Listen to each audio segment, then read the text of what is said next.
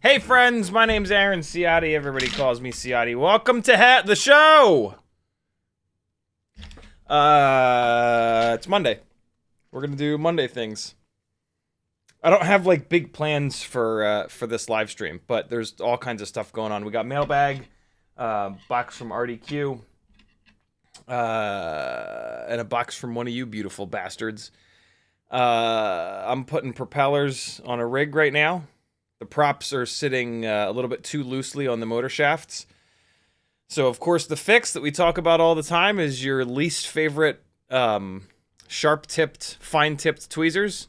And then you put it into the propeller and you rotate it around. And you're looking to dig into the plastic and the inside of the propeller. You're gonna dig into the plastic, and that's gonna raise up the plastic on the outsides of where you're digging it in. And that makes the propeller then fit much better on the motor and not fly off, and you don't have to like screw around with super glue or any other nonsense. And there we go. That flight footage you were just looking at is the 75 Pro walk snail rig that I moved the RC & Power 1003 22,000 kV motors.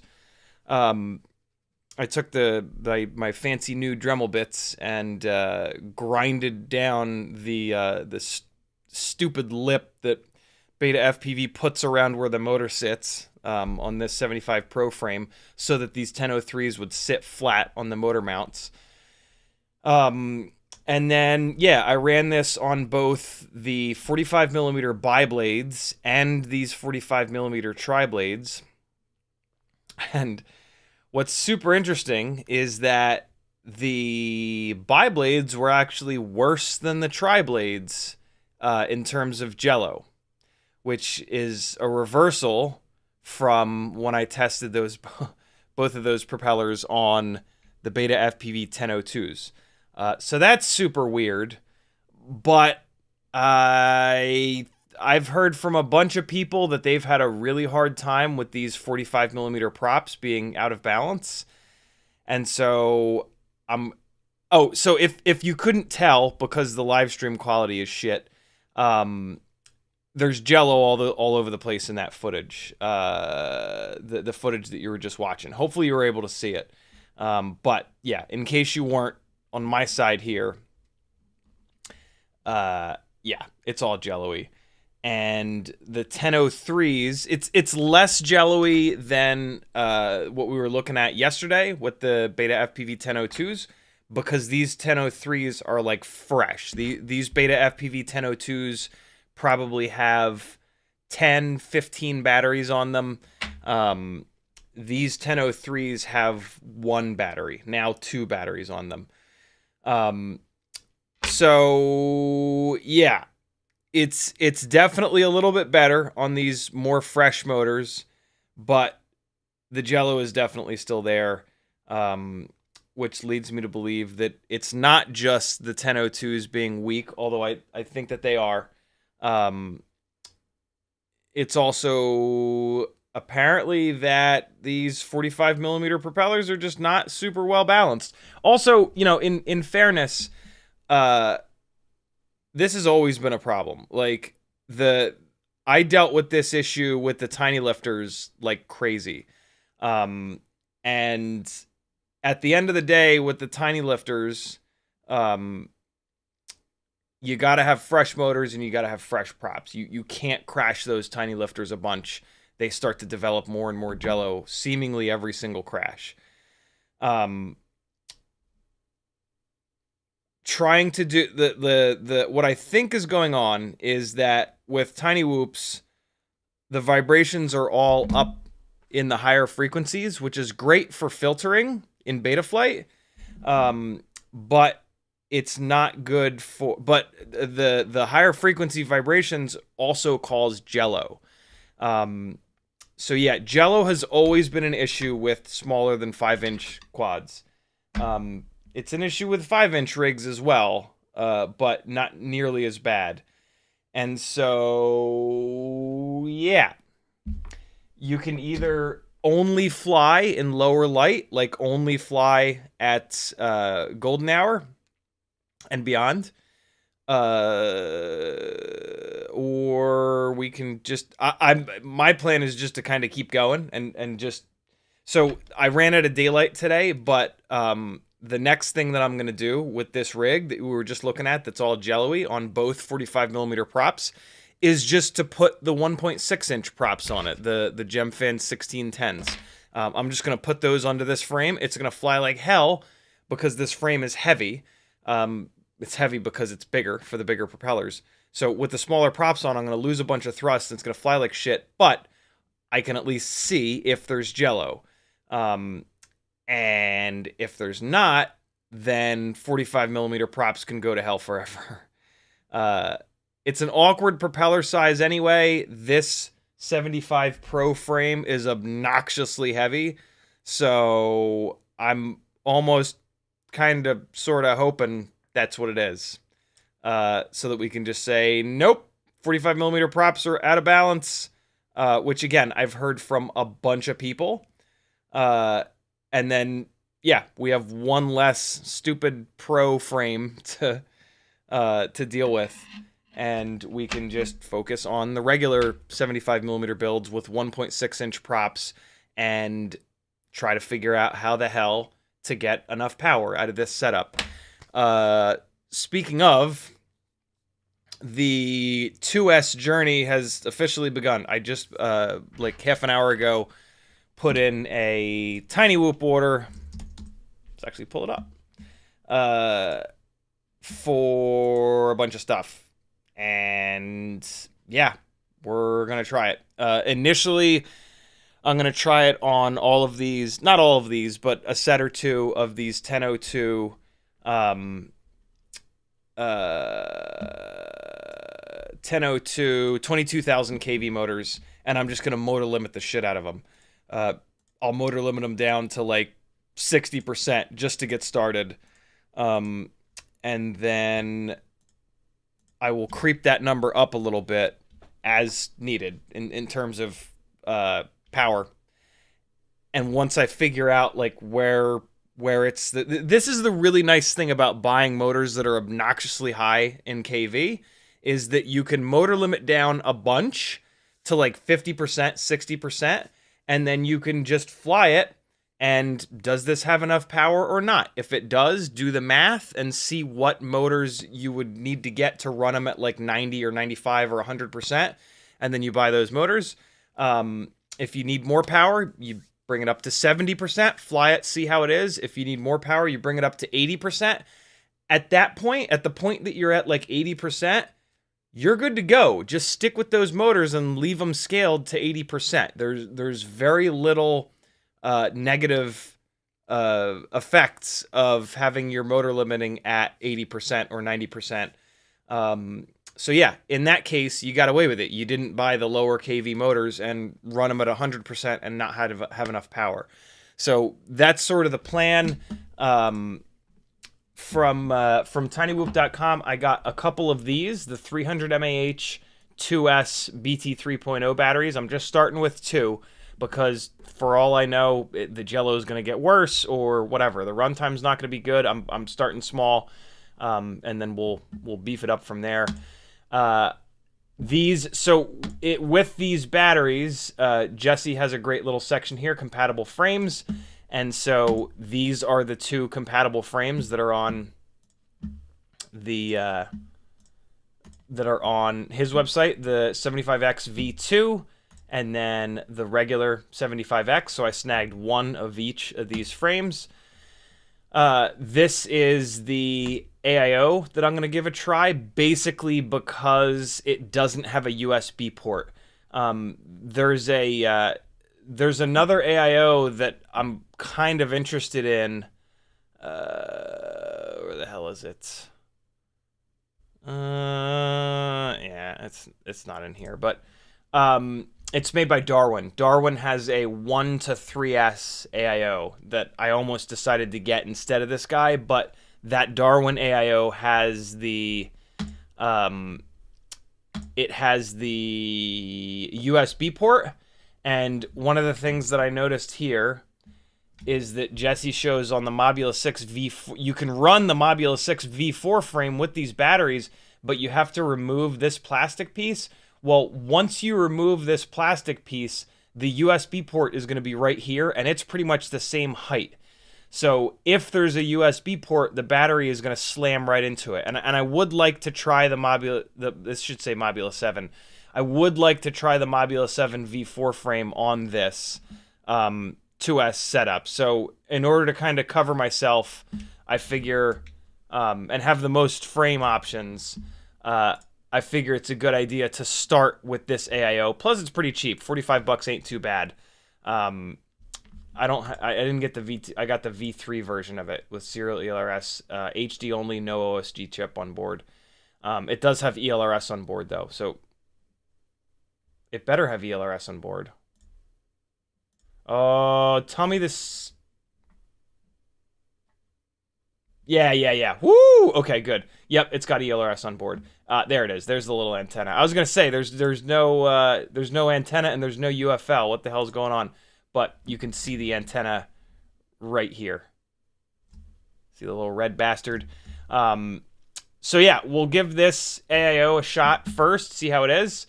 I got a 5-pack of these guys so that I can charge the damn batteries up from my regular charger.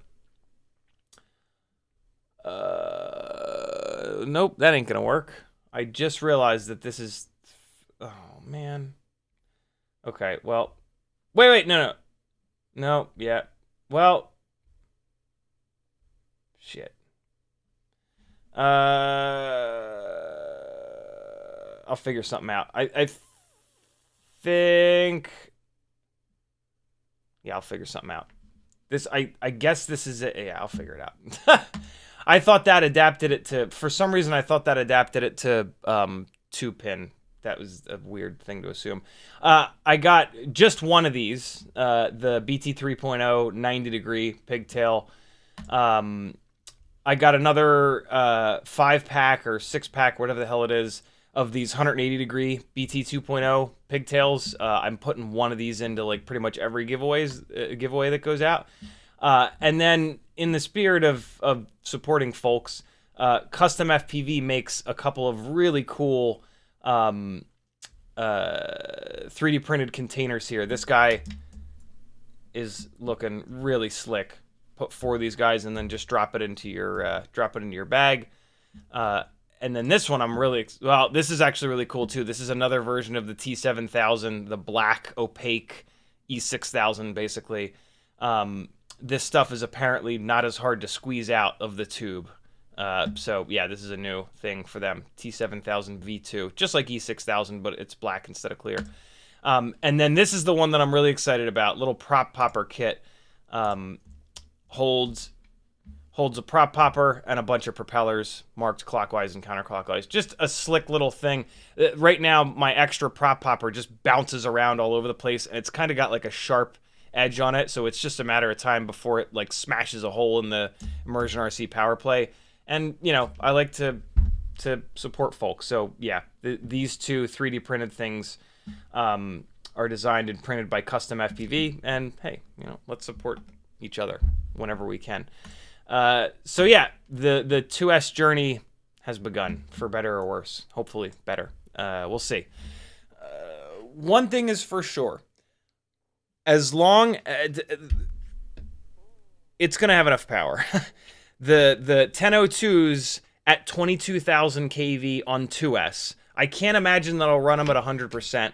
Although that AIO is like 15 amps, so technically I could. Technically I could run them at 100%. I'll probably end up limiting them down. My guess at the end of the day is going to be like 80%. It's for sure going to have enough power. The problem is going to potentially be durability because of the extra weight that we're gaining. It's going to pick up like, it's not going to be this. This 75 Pro frame can go to hell. It's going to be in a regular 75 frame, and I'm going to try it in the 75 Air frames first because they're the lightest weight. No, I'm not, because they won't hold the batteries. I'm going to try it in... the first thing I'm going to try is the Mobula 7 V3 frame, because everybody says that this frame is damn near indestructible. So this is the first thing I'm going to try it in, but I don't think the battery is going to fit in this slot. I think the battery is going to be too small for this, but I'll give it a shot when it comes in. So either this frame or Mobula 7 V4 frame, with which Jesse showed. All you need to do is remove these little supports. So this frame will be a good option, and then those other two frames that we just looked at. So yeah, we'll get it into a frame, get it built. It'll definitely have enough power. God only knows if it's going to be durable. I don't think it'll be durable in the Mobula 7 V4 frame, because I've broken this frame on a 1S setup. I've broken this frame on a 1S analog setup. What broke, though, was the little pieces that you need to remove. I've never broken anywhere else in this frame. I've only ever broken those little support pieces that I'm going to need to cut off. So, I don't know. Maybe this frame will be durable enough. If it's not, hopefully one of those other two frames will be durable enough. And then the last thing that I'm worried about is the Jello situation. If I can't get it to be clean during the day and not a hot jello-y mess, that's kind of sort of maybe a deal breaker. I mean, maybe not, because like I'm kind of, it's the main purpose is to fly it around like weird sketchy spots like malls and shit, and like those are pretty dimly lit. So you know, look, I'm going to do all of this. I'm going to test everything that I possibly can, and then I'm going to pick whatever setup is the best mix of clean footage, enough power, enough runtime. What might happen on 2S is our runtime might go through the roof. So we might be able to get like 4 or 5 minutes out of it. I don't think we'll get quite that much, but you never know. Going up from 1S to 2S, there's going to be a mega jump in efficiency. similar to like when we go from when we went to from 4S to 6S on 5-inch rigs way back when. So yeah, I don't know. We'll see. It might be too heavy. The extra, I think it's gonna gain about 6 extra grams. That might be too much. That could be the other problem with it. But let's find out. And once I've done that, I've tried it all. And yeah, I'm not gonna have 2 of them. I'm really looking forward to finishing this up so that I can pull one of these apart and put it back into, I think, a 65mm frame. Or maybe I'll move it over to something without ducts. I'm super interested in sub 250 FPV on Instagram's 2-inch frame called the Bat, maybe? Might not be called the Bat. But yeah, I don't want to have 2 of these 75mm rigs built. I just have to do this because I'm doing all of this testing and I really need to do head-to-heads on this stuff. So yeah, it'll be really cool to get this done, and then I'll have one Walksnail 75. Everybody that asks me what the right set of motors is, I'll be able to say, I tried them all. Here's the ones that I settled on. And we can move on. This 75mm shit is dragging on and on and on and on and on, and I'm just getting more and more frustrated. Yeah, I don't know. There's a part of me that kind of wishes that I'd left the 65mm Walksnail rig, Freestyle rig together, because it flew great on the 40,000 kV motors. Yes, runtime was a problem, but just buy more batteries, you know? Like, 1 minute and 50 seconds is not that bad. It's not great, but it's not that bad. So, like, yeah, I don't know. I kind of wish that I had left that thing together, but at the same time, you know, the curiosity of what, like, could a 75mm rig really work? Yeah, it would have killed me. So, we're in it now, my friends. Been in it for a while, but and then we're also going to try another camera or 2 tonight to see if I can figure out how the hell to get 60 frames per second out of analog like I did late last year. Yeah, I realized that I have a couple other cameras on a couple other rigs. I can just plug them in, and like we did yesterday on the stream, record me moving my hand in front of it on the Immersion RC Power Play, dump it into Premiere, and go frame by frame. And we'll see if it's actually 60 frames a second or if it's, yeah, 30 frames a second with frames doubled. So that's the plan, Stanley. Away we go.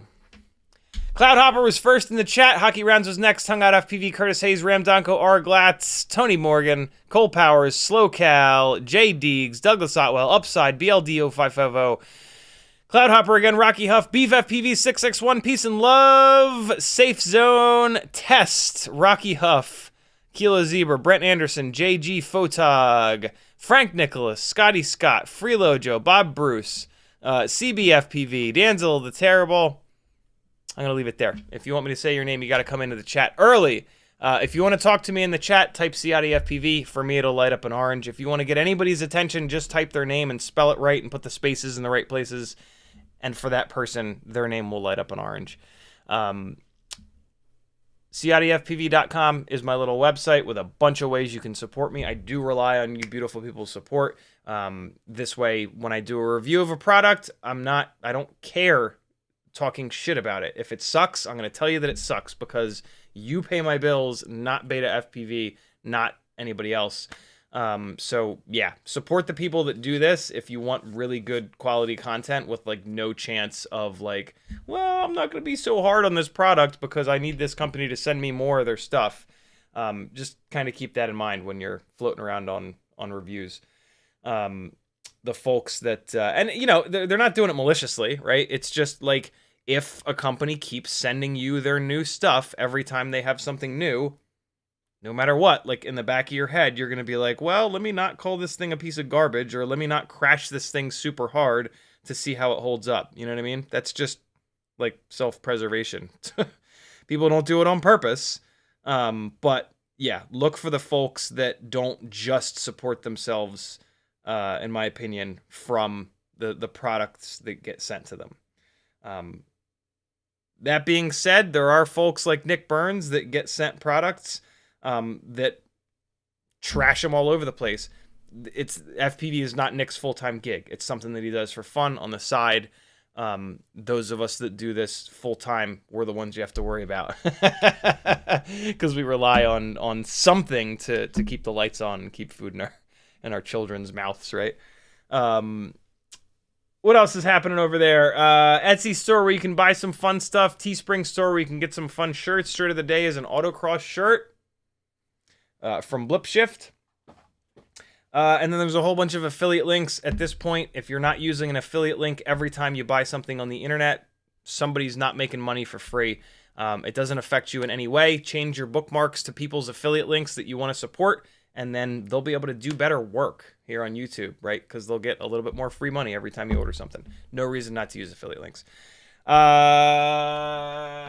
There's some other fun stuff over there that you'll get a laugh at if you keep scrolling down over on CiottiFPV.com. So I played the flight footage with the 45mm tri-blades. Now I'm going to play you the flight footage with the 45mm bi-blades.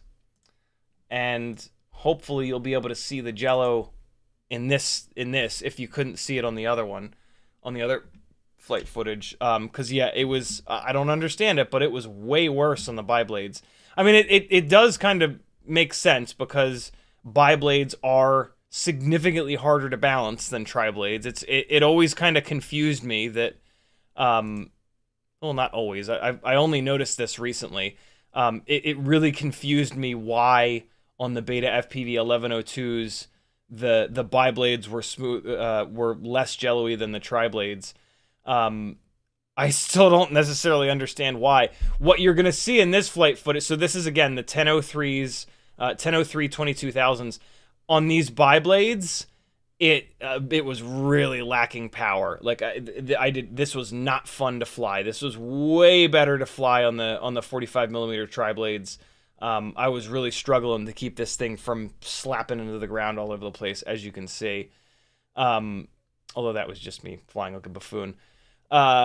But yeah, the RC and Power 1003s on the 45mm bi. See, look, there's tons of jello there. I hope you can see that. It's just nasty.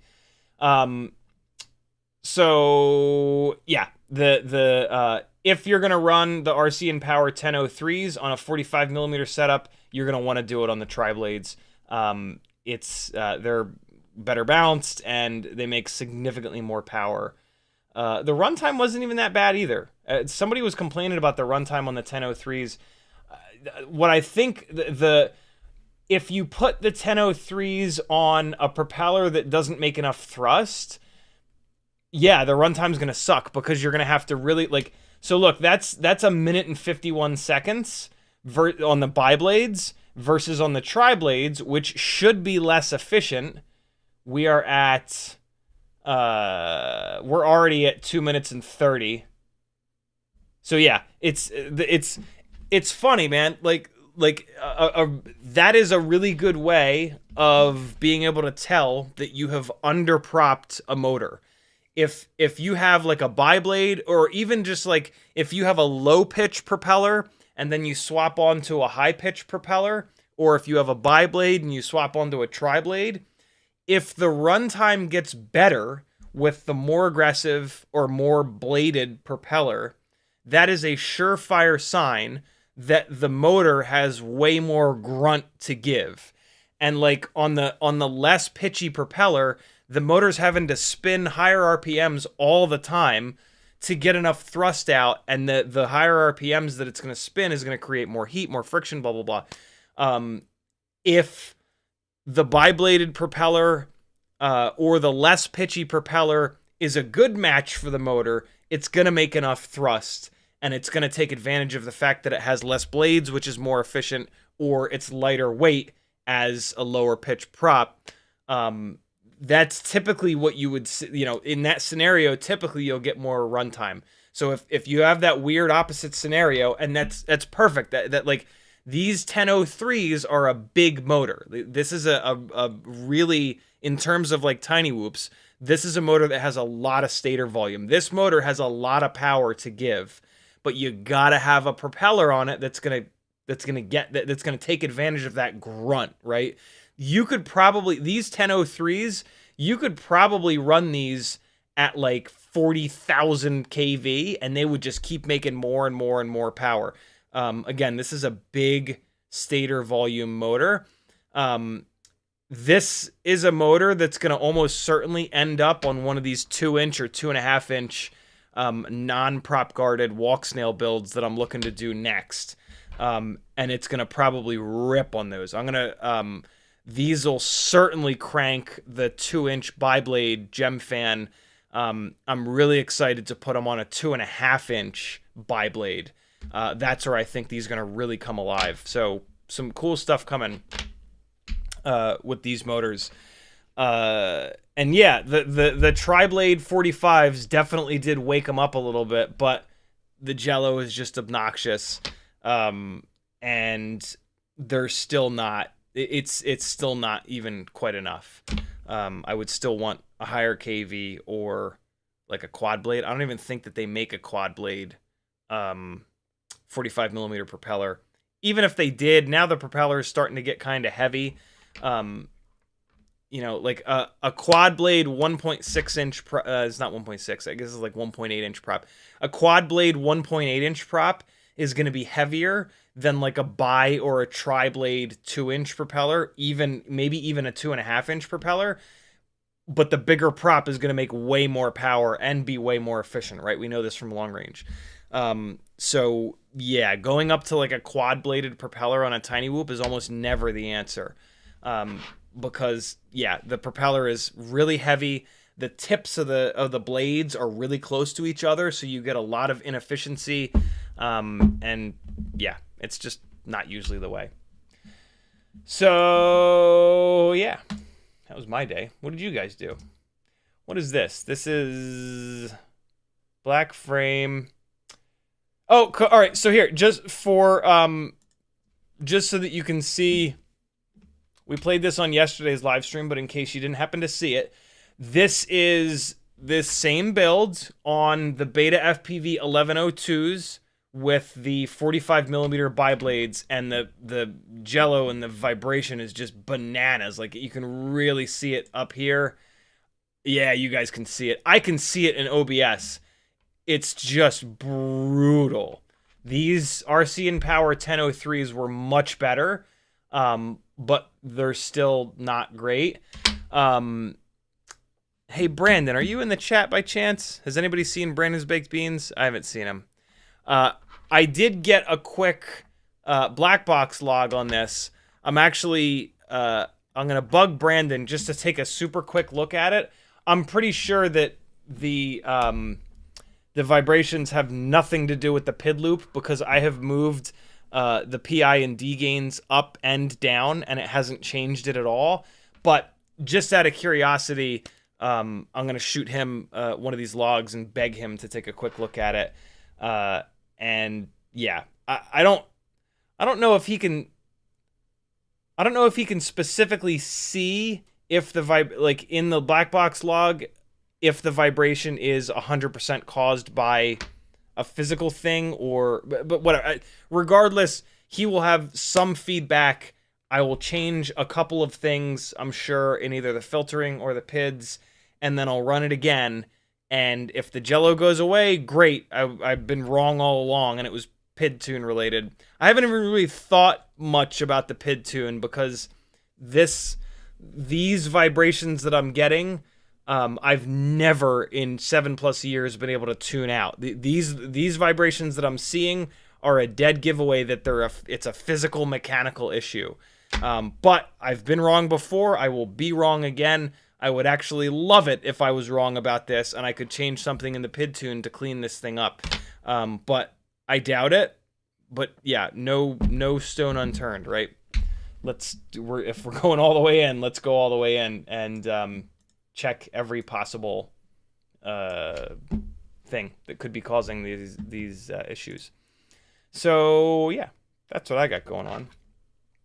Again, next step is just to put, and this'll kind of answer that question, is to put 1.6-inch biblades, which are a known, balanced, good propeller, onto this rig in this frame as it is. It'll fly like shit because it will be missing a lot of thrust, but if it doesn't have Jello and all those vibrations that we were just seeing, then yes, the 45mm props are junk. They're not junk, but they're just not well balanced enough on an HD rig to not give you Jello.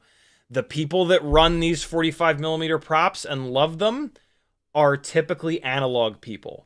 And analog does not get Jello like HD does. One of the big problems with HD on micros is the fight with Jello. I've been fighting with it for probably like 4.5 to 5 years. Ever since we started to get run cam splits, and I started trying to figure out how the hell to get an HD, lightweight, quiet, safe-ish, but powerful, good performing micro.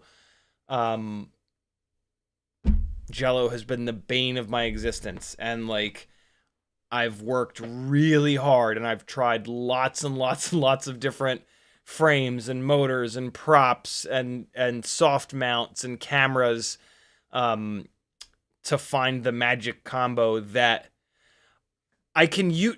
With a bunch of work, I was able to get fresh builds that didn't have Jello. The holy grail has been a build that I can crash a bunch and I don't have to change the propellers constantly to avoid Jello. Well, sorry. I can always, not always, I can usually get a clean rig to not have Jello, but as soon as I start crashing it, one of two things happens. Either I have to constantly put fresh props on it, and the only way it doesn't have Jello is if it has really fresh propellers that have only been crashed maybe once or twice really lightly, or I've had one or two rigs that I can beat them up a little bit and like bend the blades back on the propellers and it won't get Jello until the propellers are really hammered ass or the motors become hammered ass. But man, that's been really, really difficult. So yeah, this is, as things get smaller and smaller, that gets harder and harder and harder. So yeah. I'm actually really surprised that one of the things that really blew my mind the most about the Walksnail 65mm build is that it didn't have more Jello. It does have a little bit of Jello, but way, way, way less than these 75s have had. So that's kind of what leads me to believe that these 45mm props are just not super well balanced. But we'll have that answer sooner than later.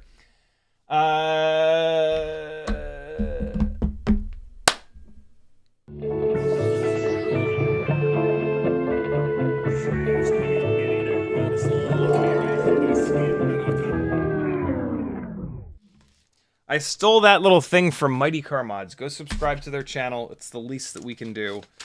They are the best automotive channel in all of YouTube. I really love those guys. I've been watching them for over 10 years. They've been on forever. Oh, Aunt Marie and Uncle Tony sent me a birthday card. That's very cool of them.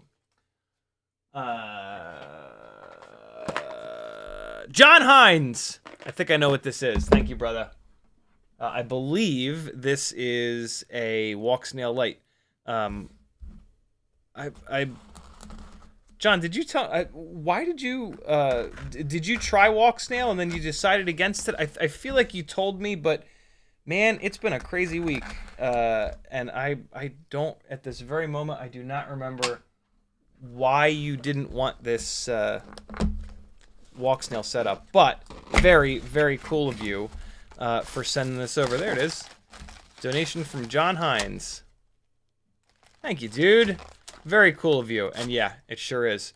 This is an extra Walksnail Lite with the heat shield still on it. That'll be interesting. Maybe I'll leave the heat shield on this one. I probably will. Yeah, thank you, dude. Very, very, very cool. This will get put to good use, especially since I ruined the one of the other ones. I still need to send that back to Caddx, because apparently they will fix this stuff. They will fix the walk snail stuff. So dude, thank you, man. Very, very cool. This is much appreciated. And then we've got this box here from RDQ with some fun stuff in it. I don't remember what it is, to be completely honest.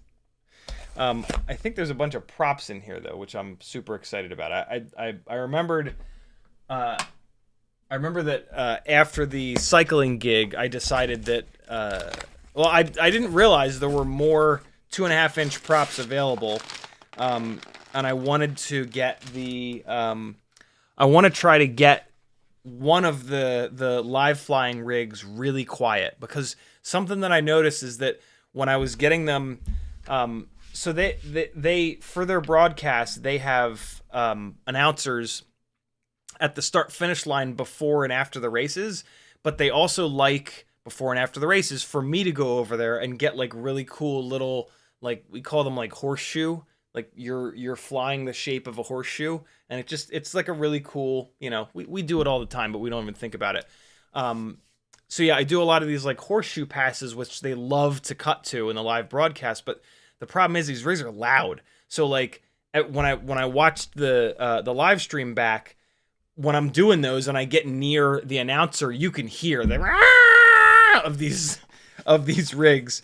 So I'm like, yeah, when I got home, I was like, all right, note to self, grab some 2.5-inch 6-blade, 8-blade props, so that I can, what I'll basically do is like halfway through, I'll set one of the rigs up with the quiet props, and then that's the rig that I fly around when there's announcers and whatnot. So that was one of the reasons. Oh, right, yeah. This whole order is live flight rig related. To get the new 03 carrying sub 250 live flying rig back on its feet. That's right. That's exactly what this order was.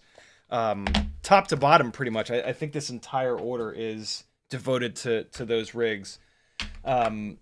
So we've got Speedy B. I'm going to give this a shot. People have run this Speedy B stuff enough on 5-inch rigs that I'm pretty confident putting it on a working rig.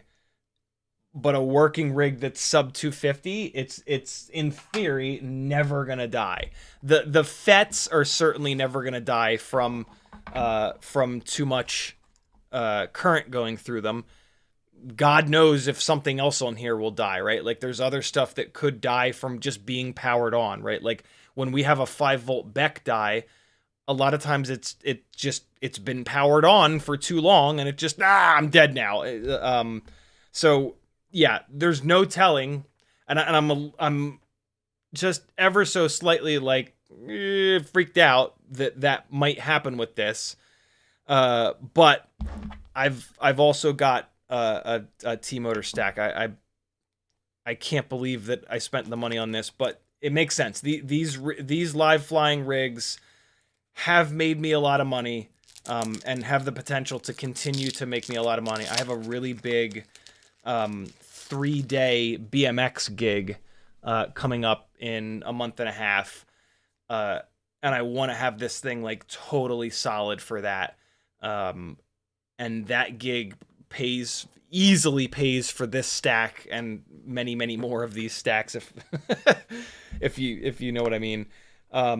So yeah, I sucked it up, and this stack it's really expensive. It's like $130, like $140. It's just absurd, but it's T-Motors top of the line stuff, which I'm assuming I can probably look at it and tell you. I'm assuming that it's made by Acon. Just kind of, this is a very unscientific way of figuring this out, but like I've seen a lot of Acon stuff, and I can sometimes just sort of tell looking at it that, yeah, I mean, see, like everything is lined up really, really nice. Um, it is conformal coated. That's nice. Yeah, I mean that. My guess is that this is made by Acon. It's hard to tell, but like, yeah, I mean everything is lined up beautiful. Well, a couple of these capacitors are not perfectly lined up. One of the ways that you can tell, sort of, it's a very inexact thing, but if you look at a board with a 5x loop and like every single tiny little capacitor is perfectly lined up, that's manufactured by a company that, you know, their tolerances are really locked down. This is pretty damn good, but it's not perfect. Most of the Acon stuff that I look at is perfect. But, you know, you could argue that like when you're making something for somebody else, it's kind of like, well, you know, there's you're not going to make as much money if you're making it for T-Motor and then T-Motor is selling it, right? So yeah, I don't know, but that's just a guess. I have look, this flight controller in this stack, I know that it's made by Acon because it's the exact same layout as the Acon flight controllers that I have. And it's a stack, so it kind of stands to reason that in this stack, the flight controller and the ESC are both made by Acon. That might totally be wrong. This could be made by Mamba, and they get it, or whoever the hell makes the Mamba stuff. iFlight, I think, maybe. Yeah, this could totally be made by them, and then they get this from Acon, and then they package them together, and away we go. But, yeah. I'm trying my best. Look, like, nothing is good. Like, everything is garbage. You know what I mean? Like trying to build a rig that's going to be dead solid reliable is really difficult. Like, there's not a company that just makes stuff that is absolutely reliable all the time. Like, I've heard people recently that have had this stack blow up on them. But, like, what's the alternative? I get something that's, like, a lot cheaper and just cross my fingers? Like, what? You know, I mean, the Speedy Bee thing, right? Like, this is super cheap, but, like, a lot of people have had really good luck with it. But, like, how could this, at less than half the price, possibly be better quality than this, right? It doesn't make any sense. It's I hate it. I hate that, like, and, you know, what's extra annoying is that we actually do have a company that makes stuff that is higher quality and significantly more expensive, right? But their flight firmware blows. It doesn't blow, but it's nowhere near as good as Betaflight. So, yeah, it's maddening is the word. But, you know, first world problems. Right? So yeah, these are the reason that I did this order. But since I was there, I also got a bunch of shit, a bunch of other shit. Sub 250 has Sub 250. There's Sub 250 FPV on Instagram. Really cool dude that makes some really cool small little school bus style 1.6 inch, 2 inch, 2.5 inch, 3 inch frames. That I'm going to be trying in the future here, in this summer, basically. Then there is Sub 250, no FPV. And they're a company that makes a bunch of really cool stuff. I had no idea, but they make an HQ 40 millimeter, 1.5 millimeter mount bi-bladed propeller. HQ does not make this propeller with a 1.5 millimeter mount. They don't sell it. This is the only way to get it in the cool little Sub 250 green color. So I'm actually really interested in these. But I'll bet you the top of the propeller is closed. God damn it, HQ. It is. The top of the propeller is molded closed.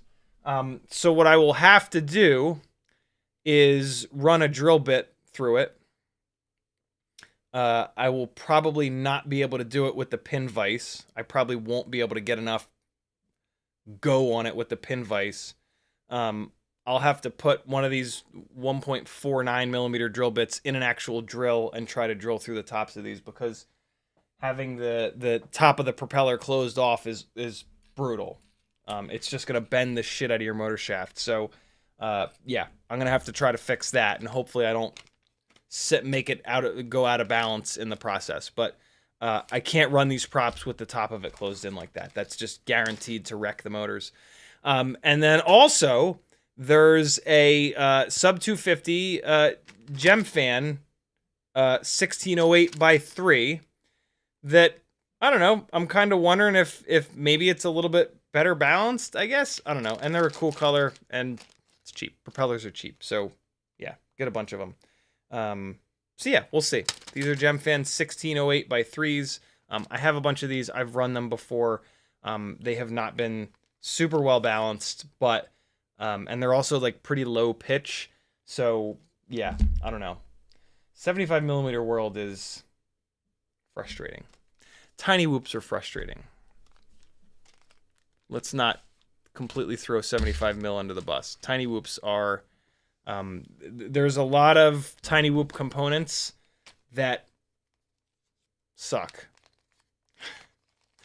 Not suck, but like they're older. They're a lot older, right? Like TinyWhoops have not gotten a lot of love from the manufacturing side, and so yeah, there's a bunch of these products out there that 3 years ago, 4 years ago, they were the best that we had. But now we've got a couple of other options that are like significantly better. And yeah, here we are. I also snagged. So I did a little myth busting. One of you beautiful people pointed out. So I'd mentioned previously that it was kind of annoying to me that the Gemfan 1610 biblades only came in blue, because early days I snagged a set of them that were smoke crotch gray. They're around here somewhere. And one of you beautiful people noticed that on RDQ's website there were two 1610 gray propellers.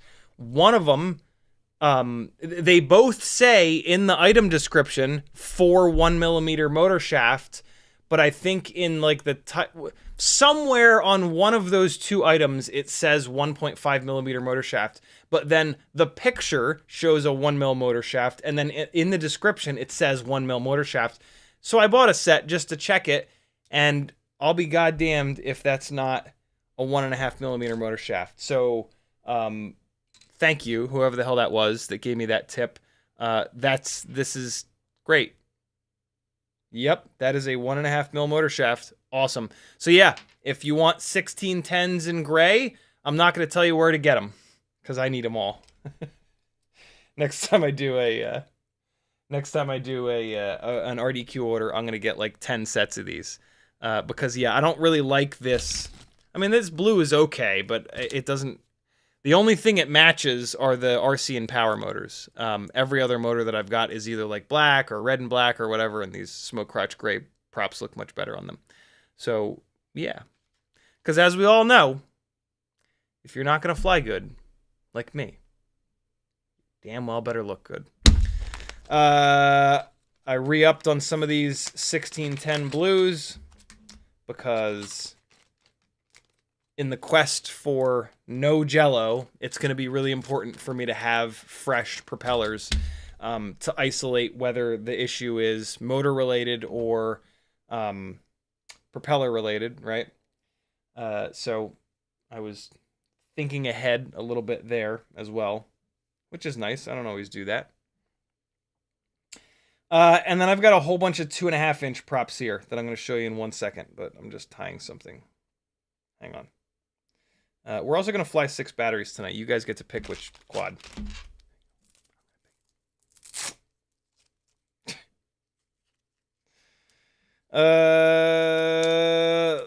Little micro battery strap that they send you, 155 millimeter.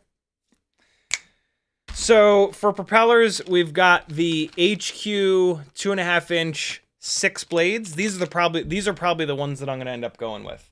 I also snagged a set of the 8 blades, 2.5-inch 8 blades. These are probably going to be too inefficient, but I'm looking forward to trying them. And then I grabbed, I already have these and I've already run them. These are the props that I ran on the 03 rig with the 1504 Lumineer Cine motors, and they were great on there.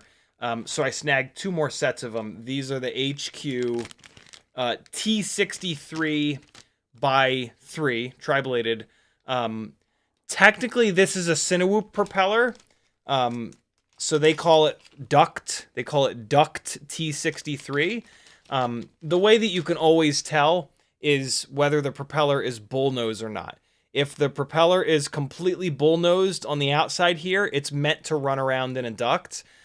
These rigs do not have ducts, but this is a very pitchy propeller. The best propeller that I've found, other than these, is the Azure 2540. They're very efficient. 40 is a good amount of pitch. This is significantly more pitchy, though.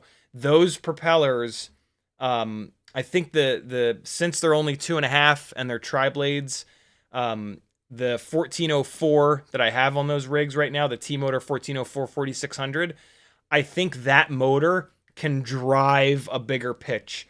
And one of the things that I ran into last year at Denver, 8,000 feet above sea level, is that the air was really thin, and those propellers and those motors were struggling. I did have enough power, but there were moments where I was sitting that thing on full throttle to keep up with these cyclists when they were doing sprints. That was back in the days of NCL, National Cycling League, and they have a different rule set where like every single lap you can score 1, 2, or 3 points. So there's a lot of sprints in that series. This year, NCL canceled their entire season this year, unfortunately.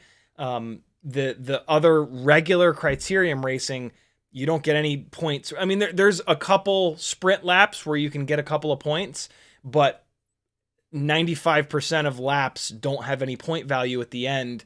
So the riders relax the majority of the race, and then they push and they sprint a couple of times.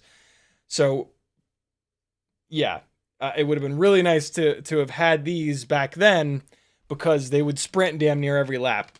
And I usually cover, in Denver at least, I covered the last corner to the start-finish line. So I got to catch all of those sprints. So they would sit up and chill for most of the lap, and then they would hammer. So like all of it, every single lap, these guys would come in balling like 35, 40 miles an hour. And I'm at 8,000 feet above sea level with a bunch of cross breeze and a bunch of trees. And it was super, super, super challenging. But yeah, these props will be really, really nice to have. And yeah, we'll see. These were awesome on those 1504 Cine motors. So maybe these are just the props that stay on that rig. That rig is also heavier, right? Because it's carrying around the 03 air unit. My other 2 are just on Vistas, which are much lighter. There's like a 30-gram difference between the 03 and the Vista, and then the 1504s versus the 1404s. So yeah, these props will be great on that rig. Also, that rig is all black, so it looks like super professional with the black props, black rig. The other 2 rigs are awesome looking, and it doesn't really matter, because like when the ground-based static cameras catch the quad, it's just a black blur, because they're usually like really high. They're usually really zoomed in, which has a really shallow depth of field, so the quad is completely out of focus. But it's cool looking. So there you go. There's your mailbag for the day. How's my mailbag looking, friends? Is it looking healthy? Don't answer that. What do we do next? I'm really looking forward to getting that rig back together. I'm mortified that I have to completely desolder all of the motors. And I don't know what I'm gonna do. I'm tempted to leave the flight controller on there. It's got an Acon flight controller in it right now. It might be totally fine. The flight controller might be completely fine. So I'm really tempted to leave the flight controller. I'll test it, of course, a little bit. And just slap that SpeedyBee ESC in there and let her rip.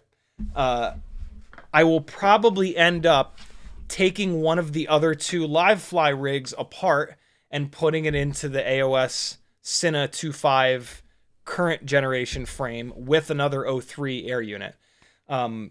And then that's the rig that gets the T-motor stack. But we'll see. I don't know. I don't know which direction I'll go.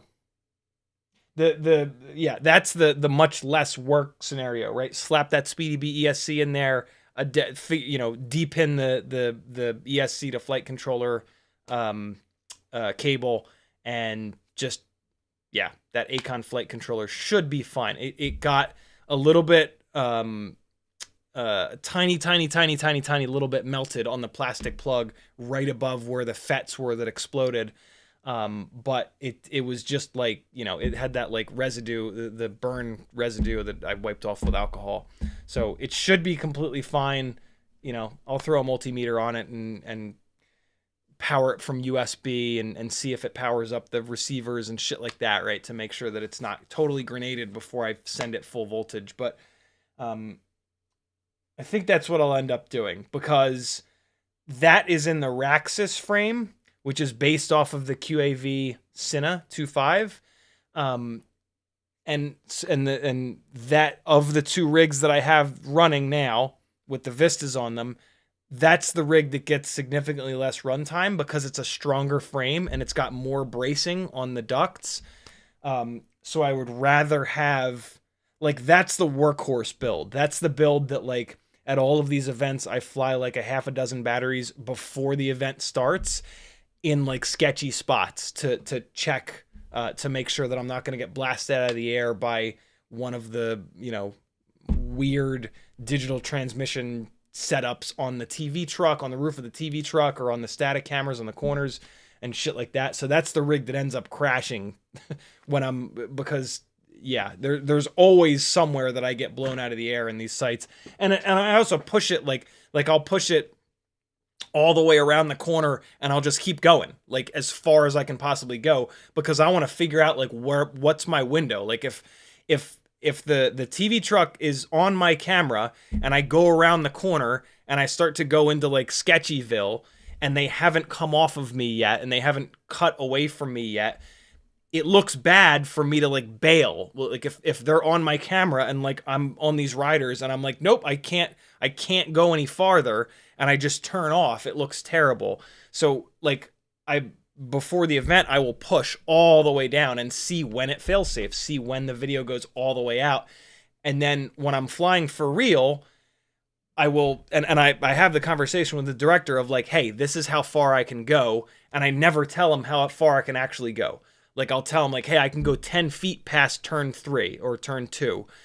And then he knows, well, if he forgets that at some point, I want to have a little bit of extra range, right? To have it not look terrible because I've just turned off. It still happens. Every once in a while it does happen where he's not gotten off of my camera or I miss the call of him taking a different camera. And yeah, there'll be a situation like always once or twice in these live broadcasts where I have to turn off and he's still on me. And it doesn't look that bad, but yeah, I try to avoid it. Try to be professional here. So, yeah, and in that, so it would make sense that the Raxus gets kind of the shittier ESC, and then the really expensive stack goes in the AOS, which is more efficient and it's faster and it gets flown more. That's the main rig that I fly, and then the QAV rig, or in this case now the Raxus rig, that's like the beater rig that I test with, and then that will also be the rig that gets the 6 or the 8-bladed props that's quiet. So after the event, and I run that rig at low up tilt. So before and after the rig, when I'm getting like pretty shots, not chasing cyclists or flying near the announcers, that rig is nice and quiet, low up tilt. I can hover the damn thing and it just looks straight. Like, you know, when they bring people up on the podium, it's so cool to have like a dynamic camera shot, like rotating around the winner. And then, you know, they pop champagne and you've got like champagne coming right past the it's really cool looking. So yeah, there's a little window into how I do things at these live flying events. And yeah, the guys in the truck freak out. Like they completely lose their minds every single one of these events that I do. It's super, super, super flattering because they're professionals. They've been doing live broadcasts in TV trucks like this for their entire careers, and they are phenomenal.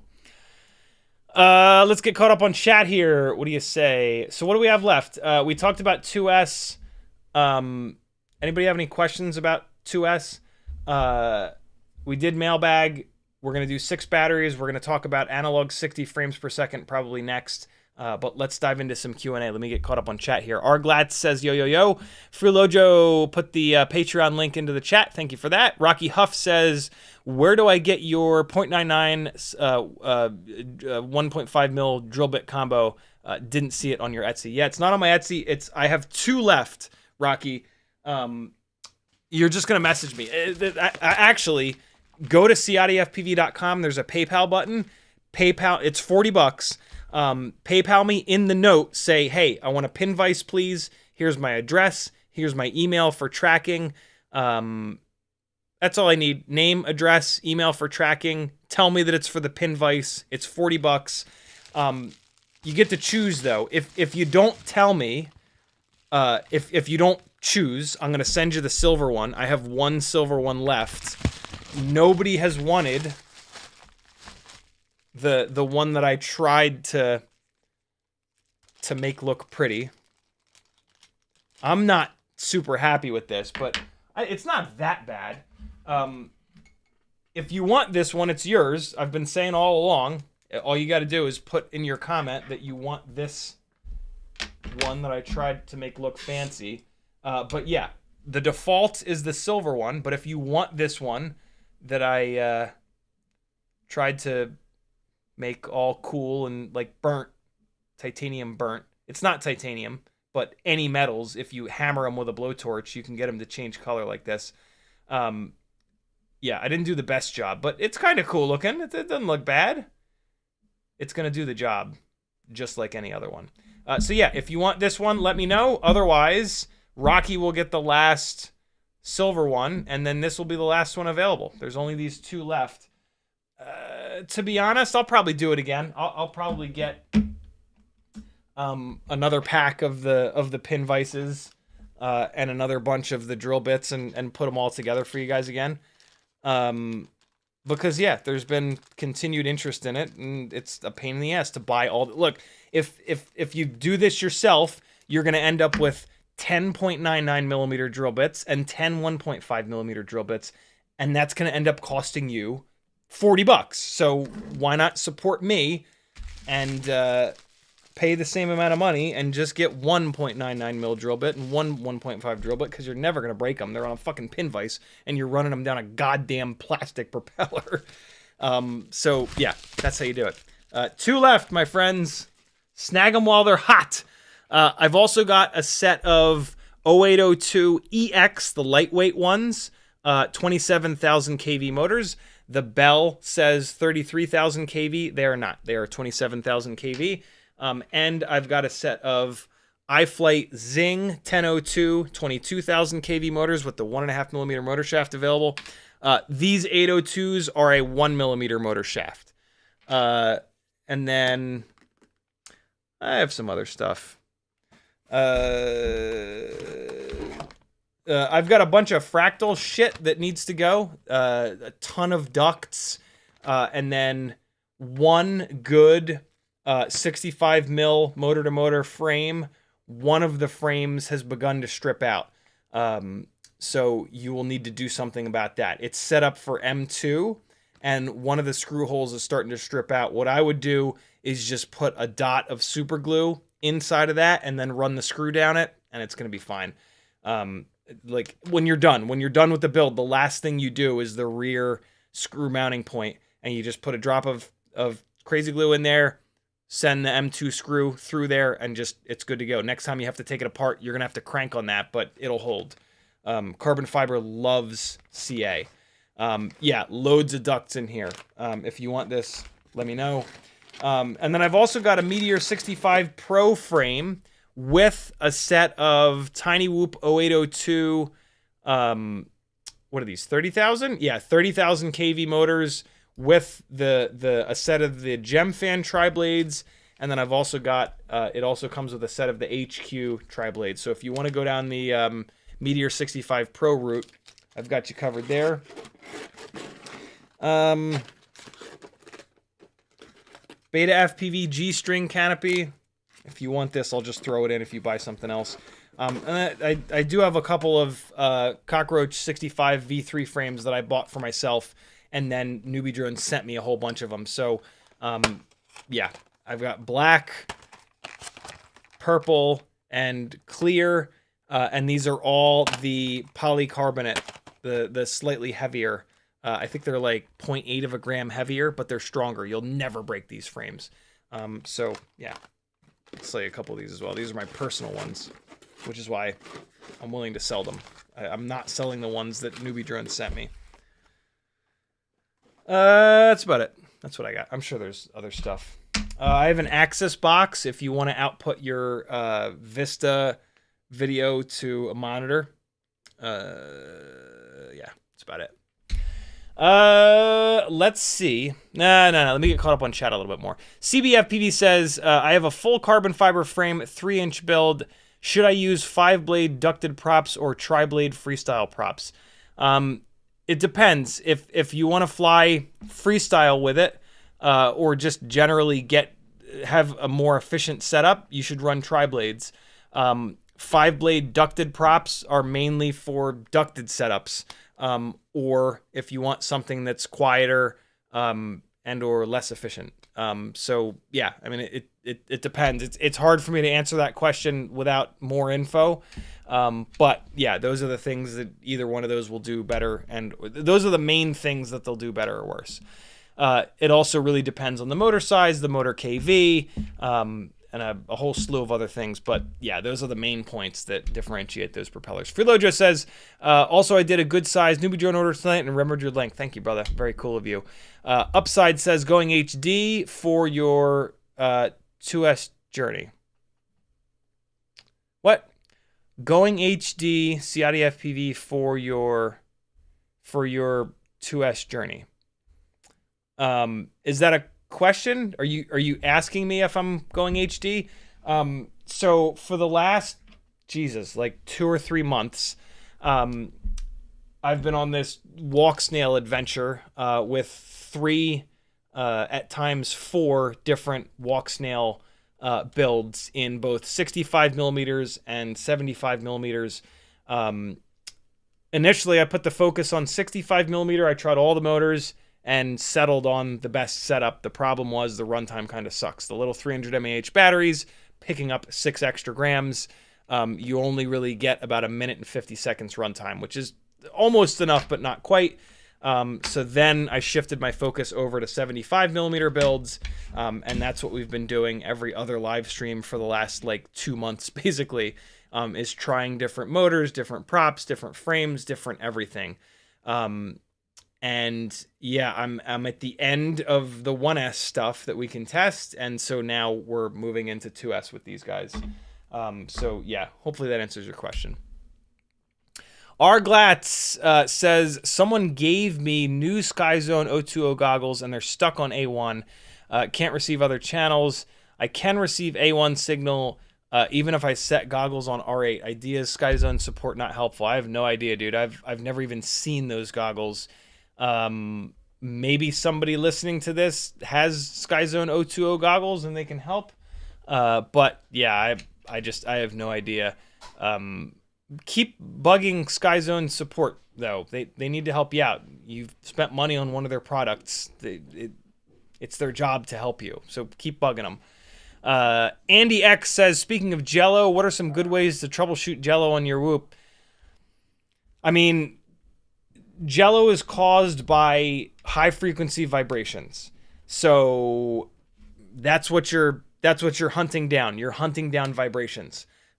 So sort of similar to when you've got flyaways, when you've got your PID loop freaking out, outside in, right? Like we always say, outside in is how you troubleshoot a lot of vibration based issues. So what outside in means is check your propellers first, your motors second, the frame and like the motor screws and stuff third, the soft mounting of your flight controller or your AIO fourth, and then PIDs and filters and shit like that dead last.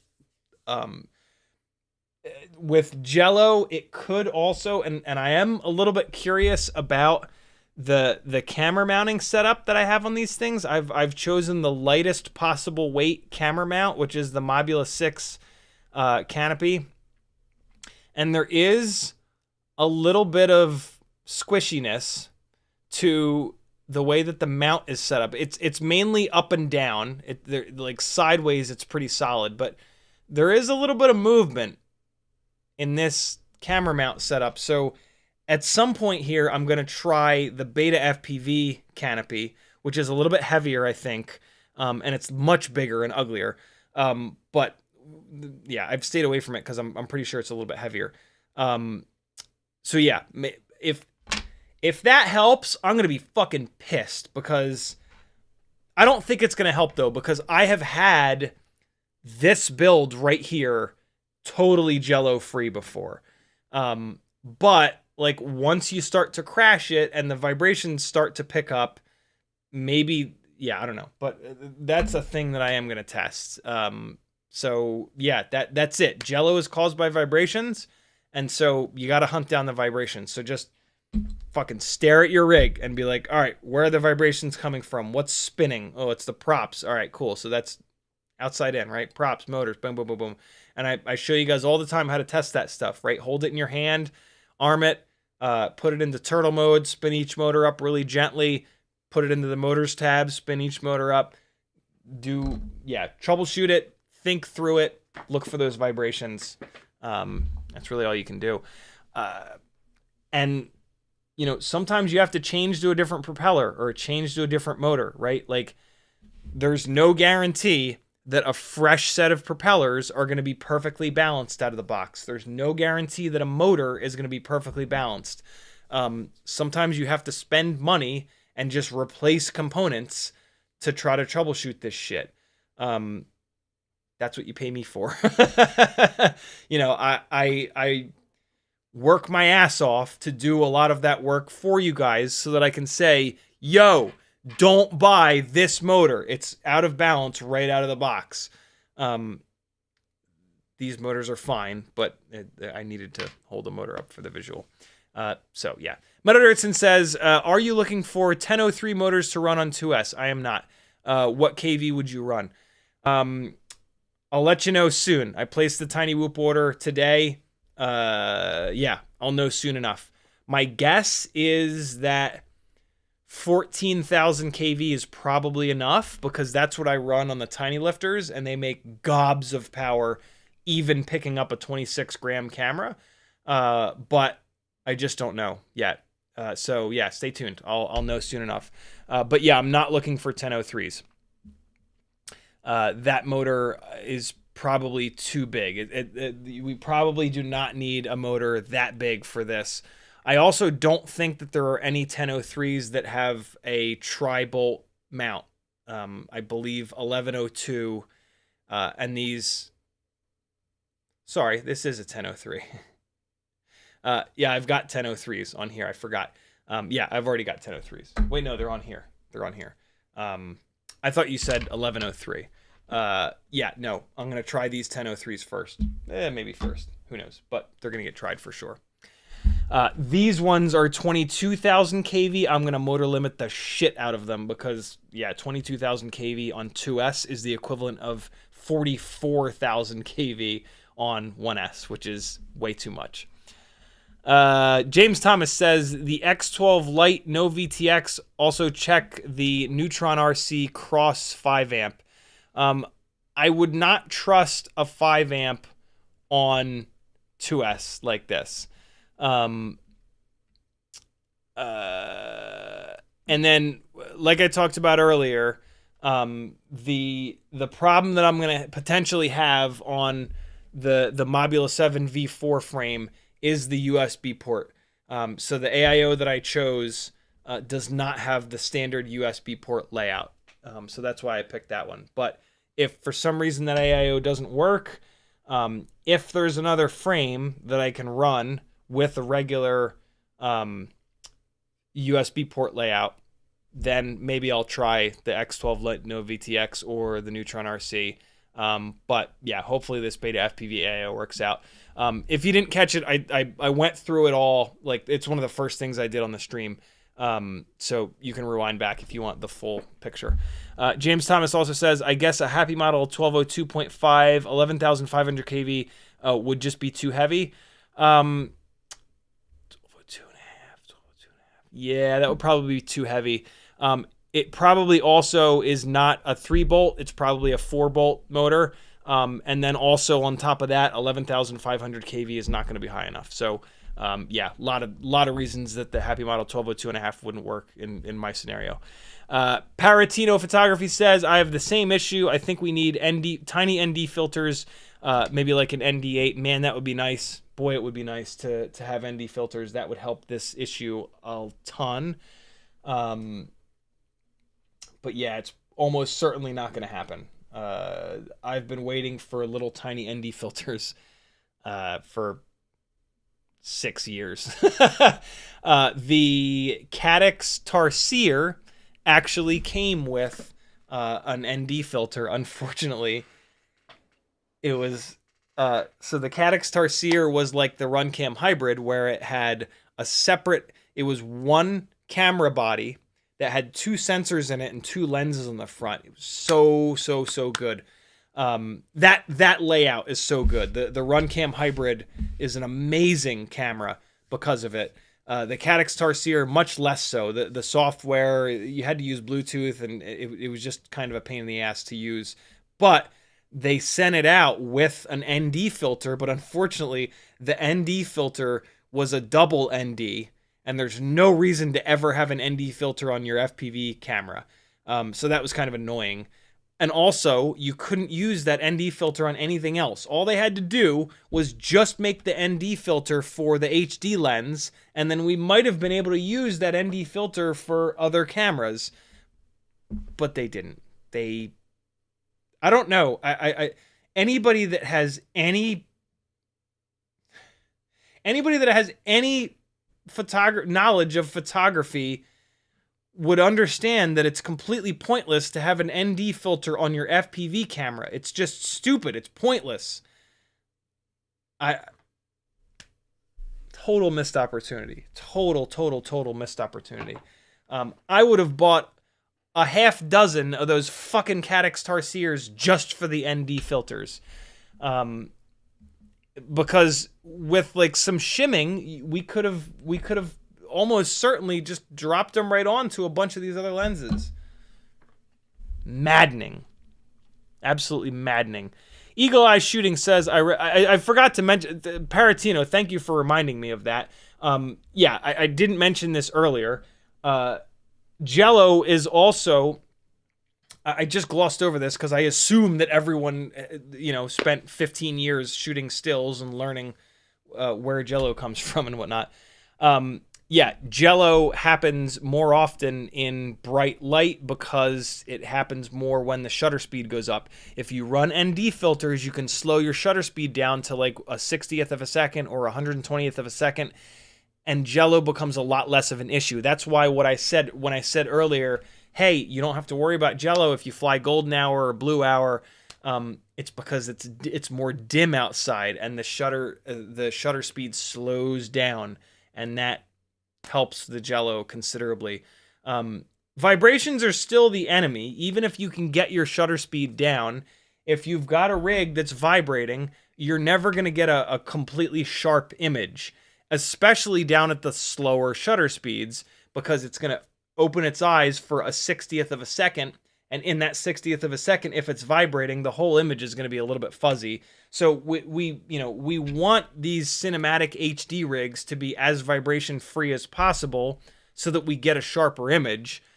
But Jello is unacceptable. Like if you put an edit up with a bunch of Jello-y footage in it, like anybody with, people are going to be like, ugh. If it's just a little bit soft, you're not going to get that same like vomit reaction. So yeah, I mean, propellers that are out of balance out of the box are, we can't run them. There's no reason to run those. So we want to fix that problem for sure. But yeah, thank you for that reminder, Paratino. Eagle Eye Shooting says, I recommend the Beta FPV 11,000 kV 1103s and the Lava 2S 450 MAH 45 minutes on an AIO 12 amp flight controller. I believe that those motors are not 3-bolt. But let's take a look because I haven't looked at those motors in a while. I could totally be wrong. 1103 brushless motor. Yeah, that's a 4-bolt motor, so that will not work on TinyWhoops. And then also 11,000 kV is not enough for 1.6 inch.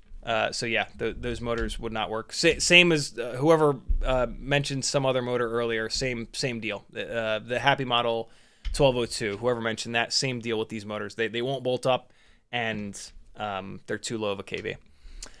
YouTube just did the thing, scrolling back up to try to find my place. Thanks, YouTube.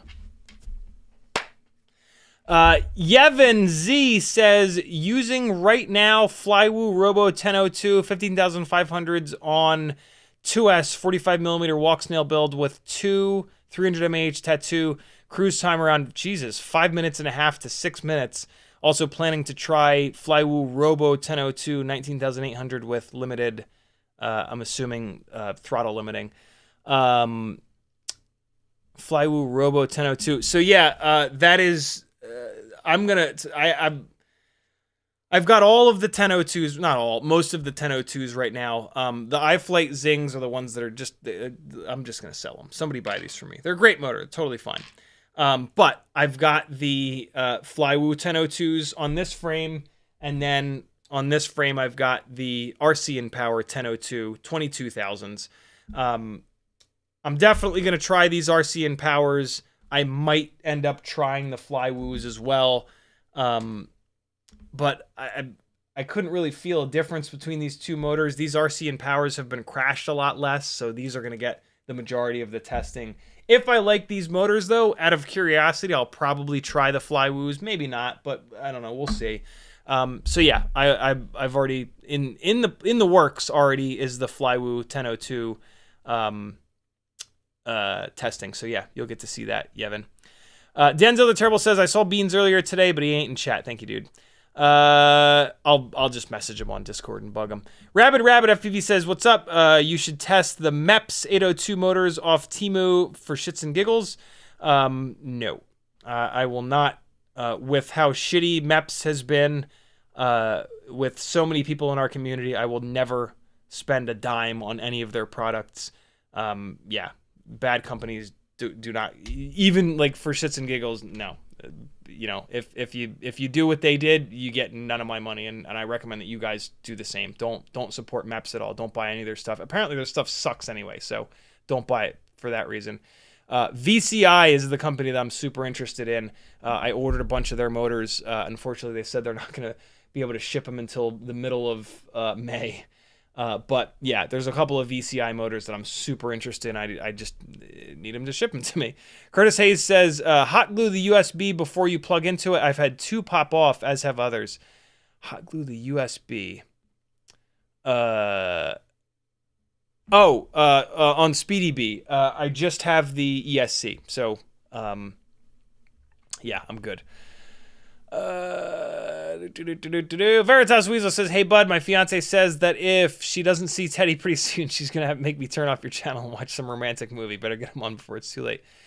He's already in bed with Azalea. It's late, man. Monday night streams, he goes, Azalea's bedtime is 9:30. So yeah, any streams after 9:30, there's no chance of Teddy. Sorry, dude. See you later, Veritas. Been nice knowing you. You can watch the replay tomorrow.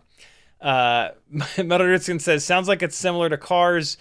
You can find people who think they're amazing and people who think they suck for literally every brand. Yep. Morton Upshot says, give them a try. What's them?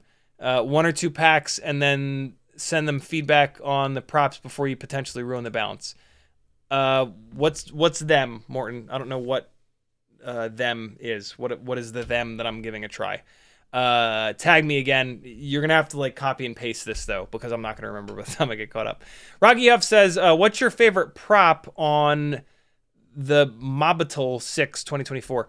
On the Mobula 6 2024 with the 0702 28,000 kV motors, which for me are a little bit lower on the kV side. I like really powerful motors to do these crazy like off throttle throw it across the room moves. Like the propellers that really wake that thing up are the Gemfan 1219S's.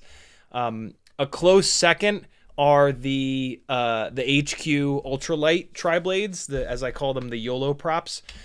They are a little bit less pitchy, and they're significantly more fragile. So yeah, the Gemfan 1219S's are just amazing on that rig. And then my third favorite is the 1210 bi-blades. The 28,000 kV motors, it's a little bit too low of a kV for those bi-blades. The tri-blades really come alive on those lower kV motors. And both of those tri-blade options are very, very lightweight. They actually are pretty much the same weight as the Gemfan bi-blades. So the 702 motor being really small, you got to pair it with an ultra lightweight propeller. Luckily, those 1219S's, the HQ tri-blades, and the 1210s are very, very, very lightweight props. They pair really well with 702s. But yeah, 28,000 kV for me is a little bit low, so I'm going to pair them with the pitchiest propeller to get the most possible power out of them. So yeah, those are the ones that I like the best. But look, TinyWhoop propellers are super cheap. You should be buying at least one set, buy 2, maybe buy 3, of all 3 of those propellers, and you can make up your own mind, because propeller choice is a very, very fiercely like independent thing.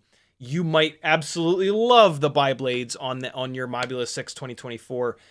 It's a super personal choice. So, and they're super cheap. So get all of them and make your own mind up. Test says, will do 702 motors and 802 motors have the same mounts? Yes, they do. 3-bolt. Pretty much all TinyWhoop motors have the same 3-bolt mount. County FPV says, what's it mean when I get a rolling black frame in my goggles, like an old ribbon film video? Never had it happen before. New, just flown Mobula 7. If you are on an immersion RC rapid fire, if you're on any goggle module that is doing frame sync reconstruction, like the rapid fire, like the TBS Fusion, like I believe this new Speedy Bee module is doing it as well. What could be happening is that, oh man, how can I, this is like a 10-minute explanation.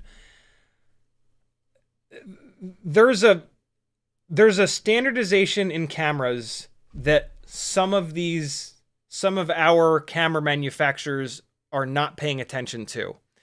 And the frame sync reconstruction relies on that standardization. And so there are some cameras that don't jive well with those receiver modules. This is why rapid fire, for example, I don't know the Fusion, but on the rapid fire, there are 3 different modes. There's rapid fire 1, there's rapid fire 2, and there's legacy. If you're on rapid fire 1 and you have that issue, go to rapid fire 2. The issue will probably go away. If it doesn't, go to legacy, and the issue will definitely go away.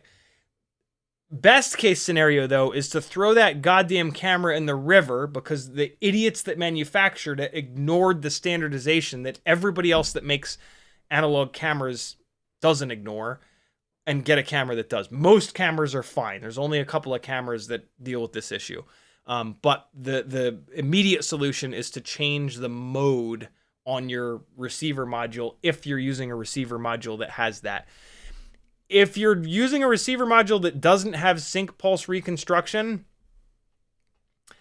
so we call that rolling screen. The screen rolls. Sometimes it just happens. Sometimes it just happens when like you're at the edge of your range, or when like somebody powers up a router that's like blasting. Sometimes it just happens. It happened to me like a month ago. I was like, Jesus, that's been a while. If it's a constant thing, it's really, I hate it. It makes me really dizzy. If it's constantly happening though, then troubleshoot it. But if it just happened once, it might never happen again. Test says, oh no, we got that.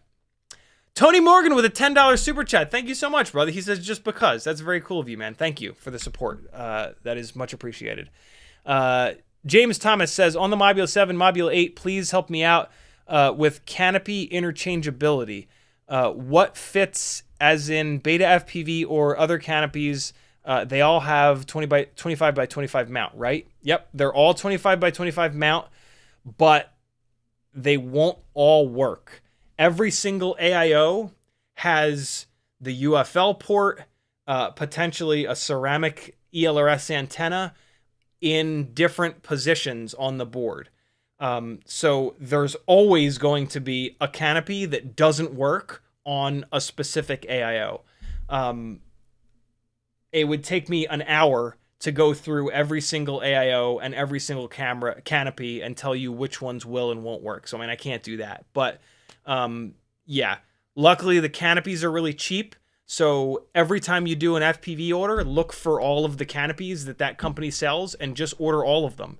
It'll cost you like $20 and you'll have every single canopy that exists.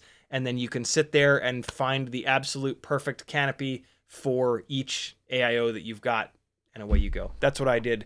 It won't cost you a lot of money, and it's really nice to have a bunch of canopies because certain canopies are really strong, certain ones hold different cameras, certain ones are really lightweight, so you can really customize your rig to be super strong or super light, or work with a weird camera that you've got.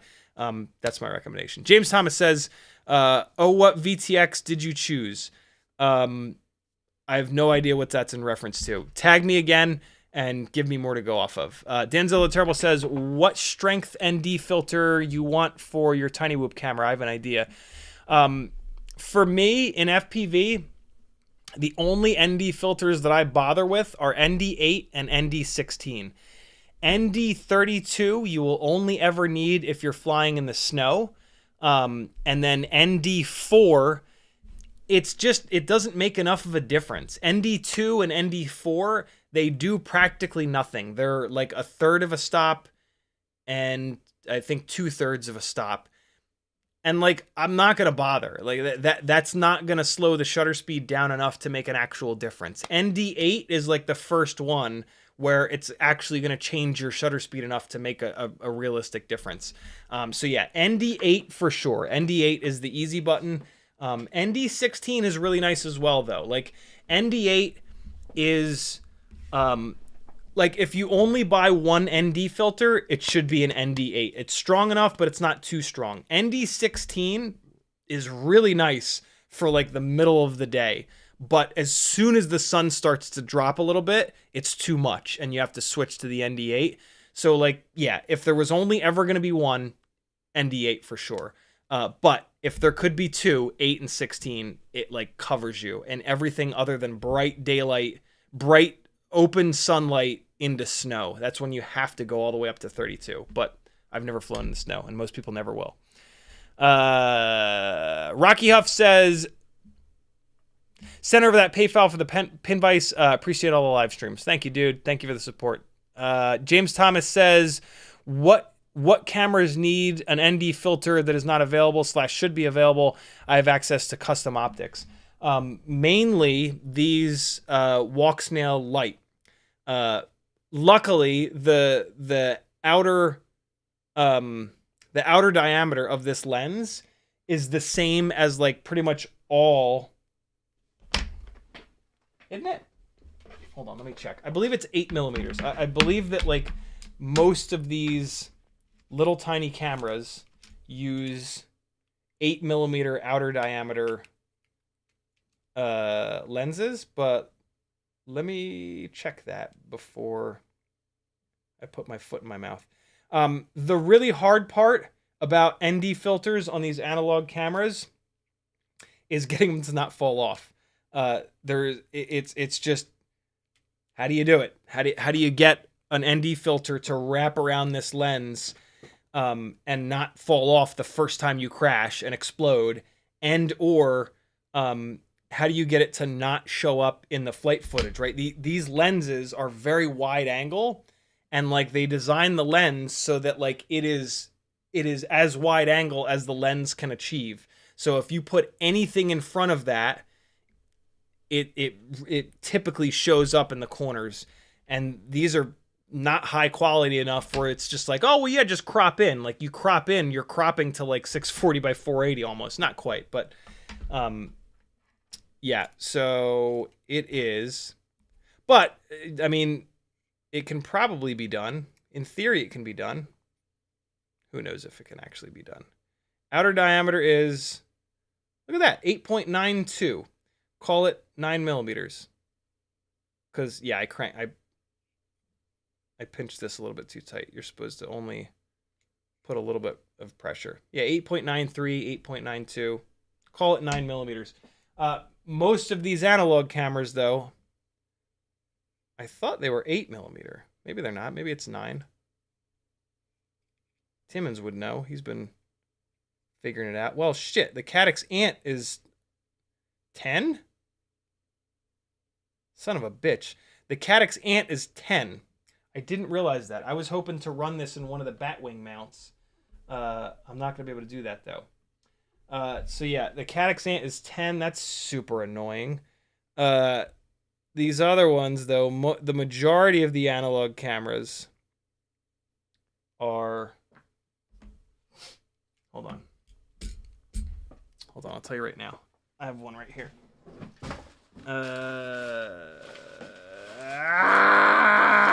Where is it?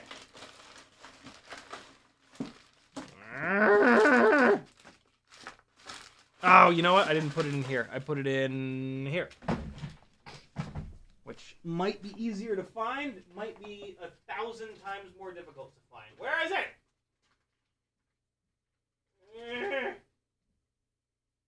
What is this? Ooh, look. I know I had that in here. Oh, god damn it. Where is it? Where are you, little guy?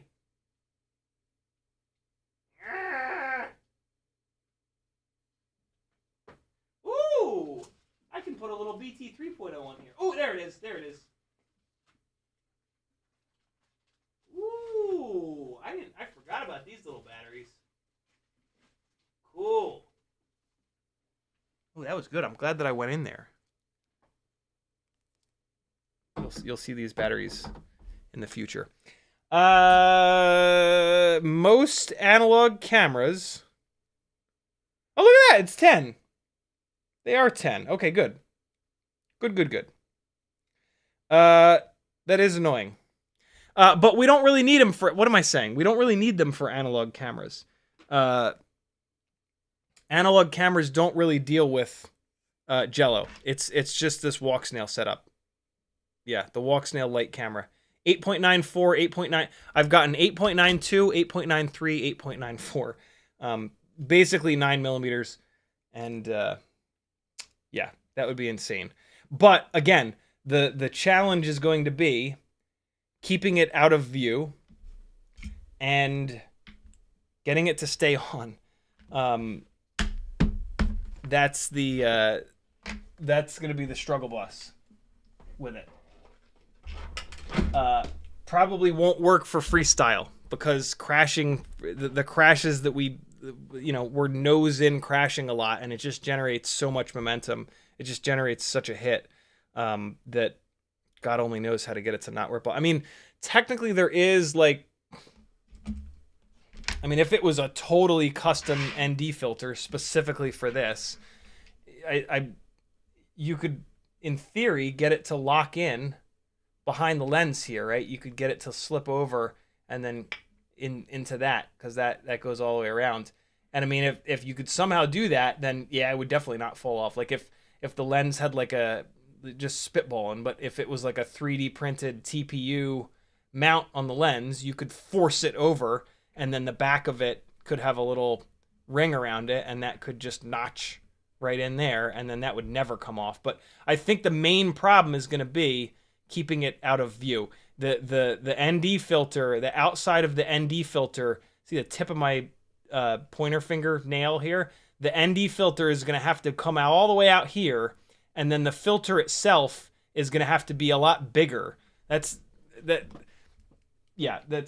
of the, like, in the photography world, when we run ND filters, that we have to get them significantly bigger. Like the front element of the lens will be like this, but then the ND filter you have to run is going to be like that, because the front element of the lens has, you know, a wide field of view, and then the ND filter is sitting in front of it, right? And so that field of view needs to, so the ND filter, even though the lens is only like, what did I say, 9 millimeters, the ND filter is going to have to be like 11 or 12 in diameter to sit out in front to not have it show up. So those would be the main problems. But man, with how popular these walk snail lights, I mean, these walk snail light setups are sold out like everywhere. With how popular they are, that could be something that has an actual market. I wonder if we could just ask Camera Butter to do it. I wonder if, I mean, Camera Butter is now making a fully custom ND filter for GoPro Hero 12s. I'm sure there's a much bigger market for people that want, a totally custom ND filter lens replacement with protection, little pieces on the top and the bottom to protect the damn thing. That is like FPV only. But I mean, there's a lot more people using Hero 12s than anything else, than anything that we're using on these small guys. Here's a question though. There's another walk snail light. Does it use the same lens?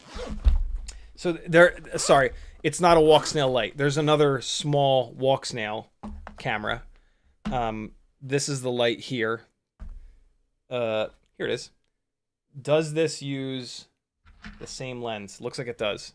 That would be awesome. Oh yeah. Yes. Great.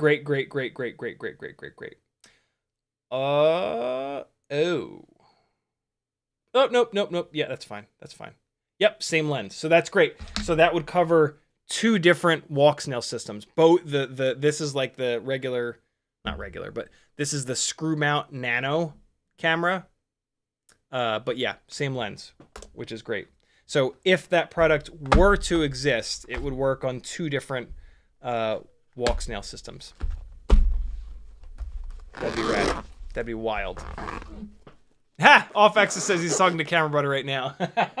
Do me a favor, drop my name, because yeah, they were cool enough to give me an affiliate link, and so yeah, I always want folks that are willing to do that for me. It makes me feel good when they find out from other people that like I'm talking about them. You know what I mean? Because they don't have to give me the affiliate link; they're giving it to you so that you'll do some free marketing for them. So yeah.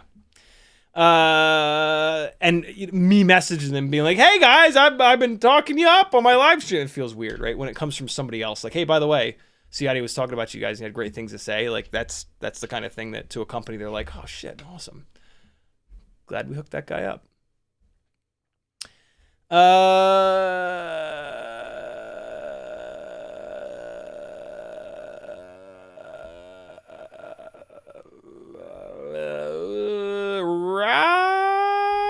Nope. James Thomas. Nope. Got that. County FPV says, I should tell you the video doesn't do it the whole flight, just randomly for a moment. Gotcha. Talking about the rolling screen, I think. Yeah, the rolling screen will never happen for the whole flight. It'll always be just a random thing. But if it's happening like a couple times per battery, to me, that's a nightmare. I wouldn't be able to deal with that. If it happens one time a year, I'm cool with that. Paratino Photography says, I'm making one with car tint, LMAO. Yeah, been there. It's almost impossible to get it to lay flat. The curvature of the lens is a total pain in the ass. We tried a bunch of stuff back in the day, and then gave up. Also, with car tint, it'll usually put like a purple hue. They're not very neutral, but you can always get that out in post. CMYK says, yo, just popping in, have an awesome stream. Morton Upshot says, don't discount the Happymodel 1002 20,000 kV motors. In my experience, they fly better than the RC and Power 22,000s, at least in my 75 millimeter walk snail. I can't buy any more 1002s. I can't imagine that they're going to be that much better than the RC and Power. I'm not looking for the RC and Power 1002 22,000s. They're not like 5 or 10% shy on power. They're like 30%, 40% down on power from what I want. I can't possibly imagine the Happymodel 1002 20,000 kV motors are going to make that much of a difference.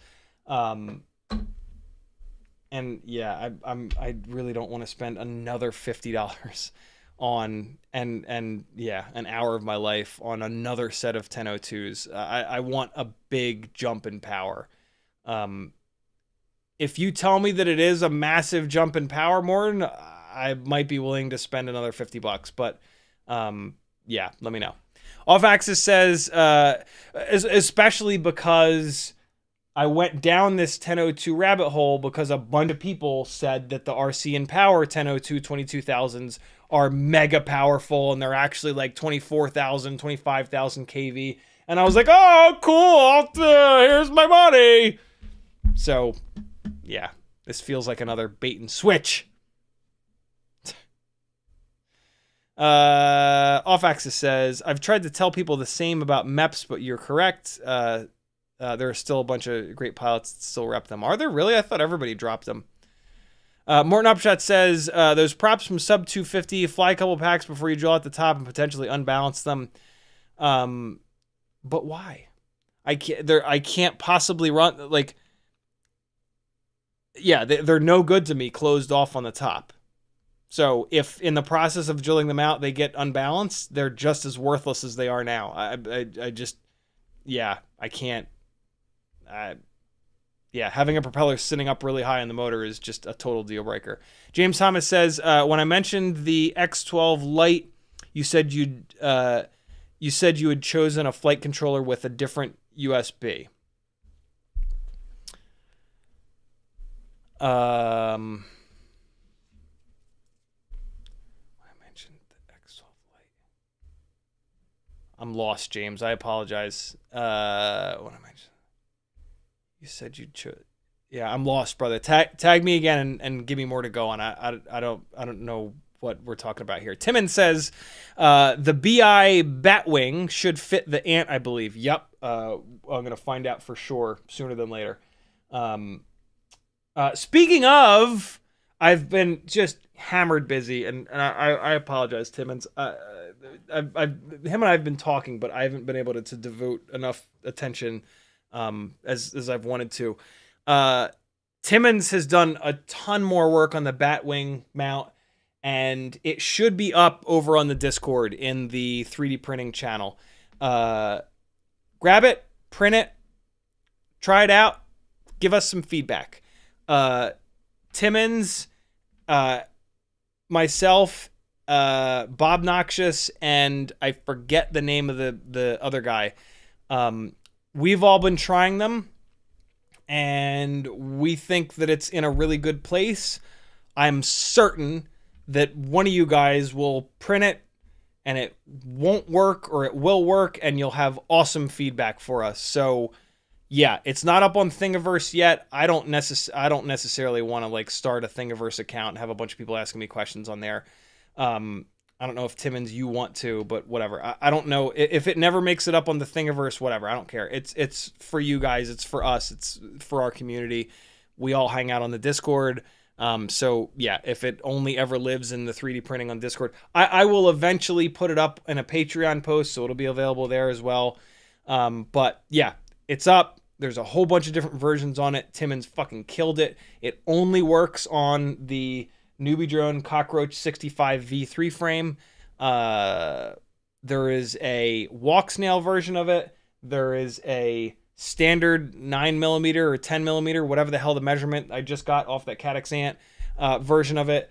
There's also a Runcam Nano 3 version of it. So yeah, you should be able to run one, and it's amazing.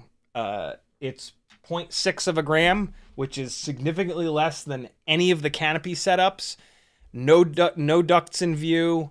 Yeah, it's really, really good. If you run the Runcam Nano 3 version, the camera is so short that it's totally protected. So it might actually be incredibly durable. Yeah, print it, try it out, let us know what you think, and yeah, if there's another revision or two that can make it even better, Timmons seems totally down to keep fucking around with it. Everybody give Timmons a massive pat on the back for doing it. Yeah, he's an awesome guy that's making something really cool for this really cool community that we've got. So yeah, give it a shot, my friends. At some point, I gotta. Is somebody dying? We're gonna do a 3D printing contest with it at some point. But is somebody willing to print a couple for me and put them in the mail like sooner than later, like tomorrow or the next day? If you are, shoot me a message on Discord, because I don't have any of the new ones. Bob Noxious has printed me a bunch of the version 1 and version 2s. I would rather not keep bugging him to print more and more and more shit. So yeah, if somebody can 3D print and mail me some of them quick within the next day or two, let me know. If not, it's totally fine. The ones that I have are working, but I would love to try these brand new ones that Tim has put up. Message me, and I need to look through the files to tell you which ones that I want to try. Yeah. You know, they're so small that you can probably print like 2 of each on one bed. So, I don't know, whatever. I would love to have one of every one, to be honest with you. But yeah, if somebody's dying to print me something and can mail it to me sooner than later, let me know. I appreciate it. Timmons also says, could make a new batwing to have a slide-in ND filter if we can get a smaller size. That's pretty fucking cool. That's a really cool idea.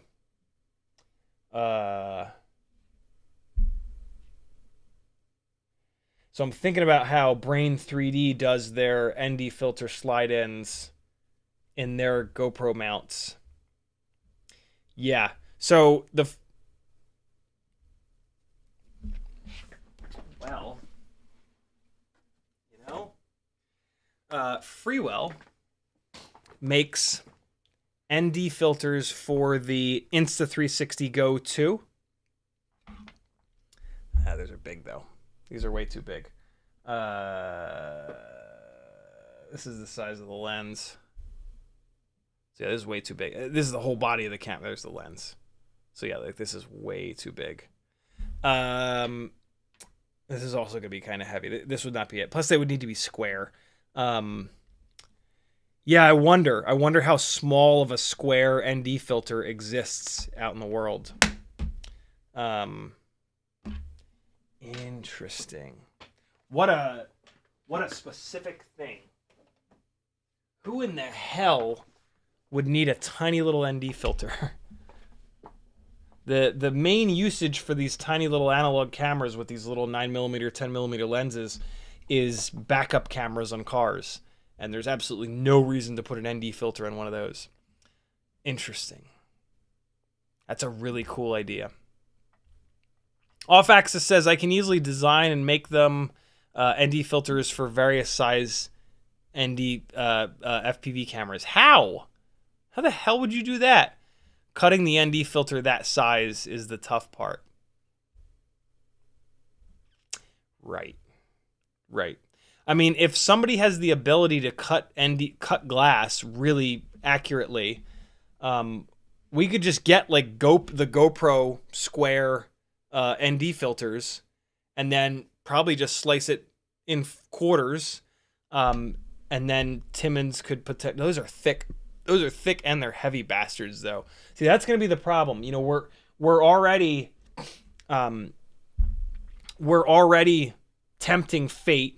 Not tempting fate, but we're putting the camera weight and some TPU weight all the way up front here, and you don't want to do that. Front weighting a rig makes the front motors work really hard, and like, so the farther forward you put it, the worse it is. So like, we're putting this camera in the worst possible position for flight performance. So far I haven't noticed it. It hasn't, but like, putting a chunk of thick glass up here, that would almost certainly start to give us issues where the front motors get overloaded. So yeah, realistically we would need to find a very thin ND filter glass, which we might be able to. There's, you know, like, shitty quality GoPro ND filters are probably going to be really thin to cut cost. Got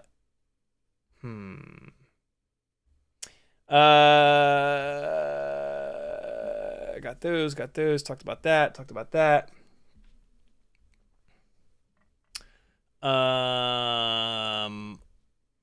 James Thomas says, so as of now, the beta 1102s are the for what is available in the market. No, watch yesterday's live stream. The beta FPV 1102s are very fragile. The whatever the metal that they use for the motor shafts is soft, and this happened to me with the old beta 1102s that I was running years ago on the tiny lifters. They're just too fragile. At the moment, the best that there is, if you're never gonna crash it, sure, the beta FPV 1102 22,000s are the ones. Out of the box, they're perfectly well balanced. As soon as you start crashing them, though, they fall to pieces.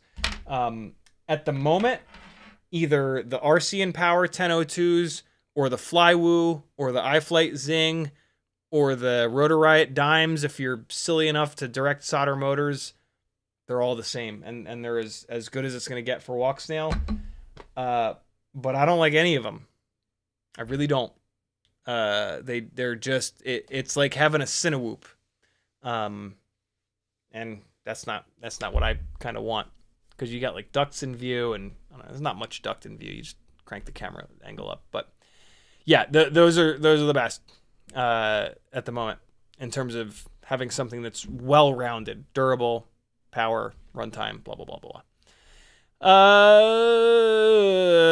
Off Axis says this ND filter fits a Caddx FPV camera. Do this work? Nah, it's way too big. So that's for a... this is a... Yeah, it's a big bastard. This is the old DJI Vista camera. And that's got a standard, like... So that's a 19 millimeter wide camera.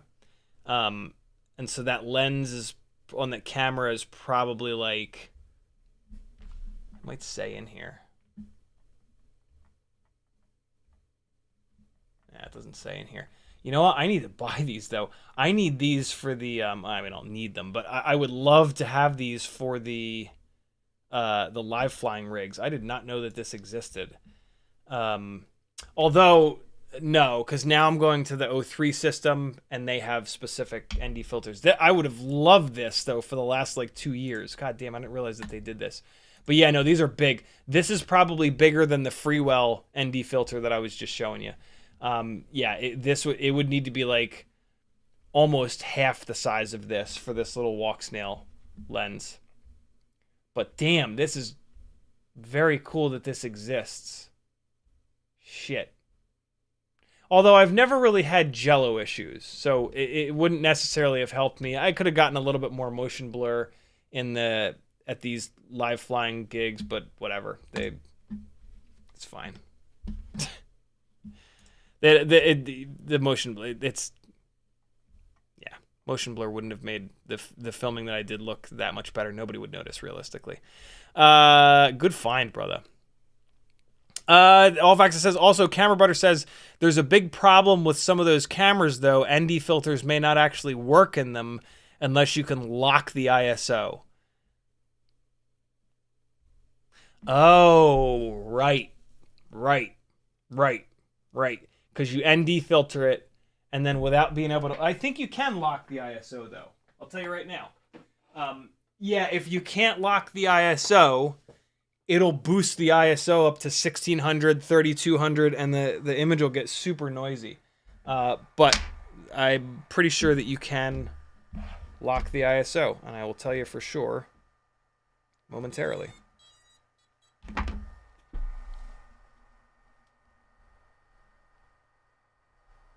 Come on, little buddy. Man, these lenses are disgusting. Yeah, I'm pretty sure you can. I could be wrong,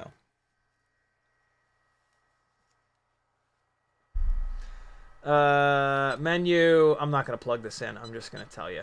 Settings, camera. Son of a bitch. Wait, no.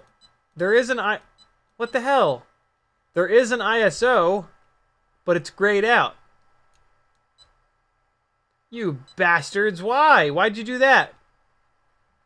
Never mind, guys. Without the ability to lock the ISO, there's no reason to do this. It'll make the situation worse, actually. Son of a bitch. That sucks. What I'm assuming is that on the Lite, they don't give you that. They don't give you that option. I bet you on the bigger walk snail cameras, they give you the option to lock the ISO. Damn it, dude, that sucks.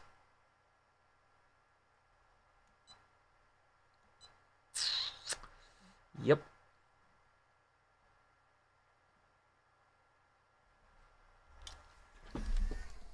There goes that. Maybe that's why subconsciously I wasn't thinking about the ND camera as a solution. Oh well. Allfaxes says Camera Butter will be in chat soon. Hopefully they just saw me do that. Camera Butter, you're off the hook. Can't lock the ISO. James Thomas says, okay, on the 1S X12 comment, maybe just ask what flight controller you're going to go with that clears the USB. Yeah, we've talked about that a couple times now in the stream. It's the Beta FPV.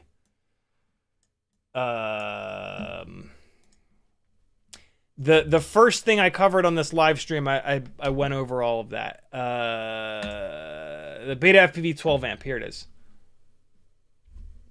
There you go. So they use a wacky little. Where the hell is it? They use a wacky little plug instead of the USB, and then they give you this little guy, and then they give you this little guy here.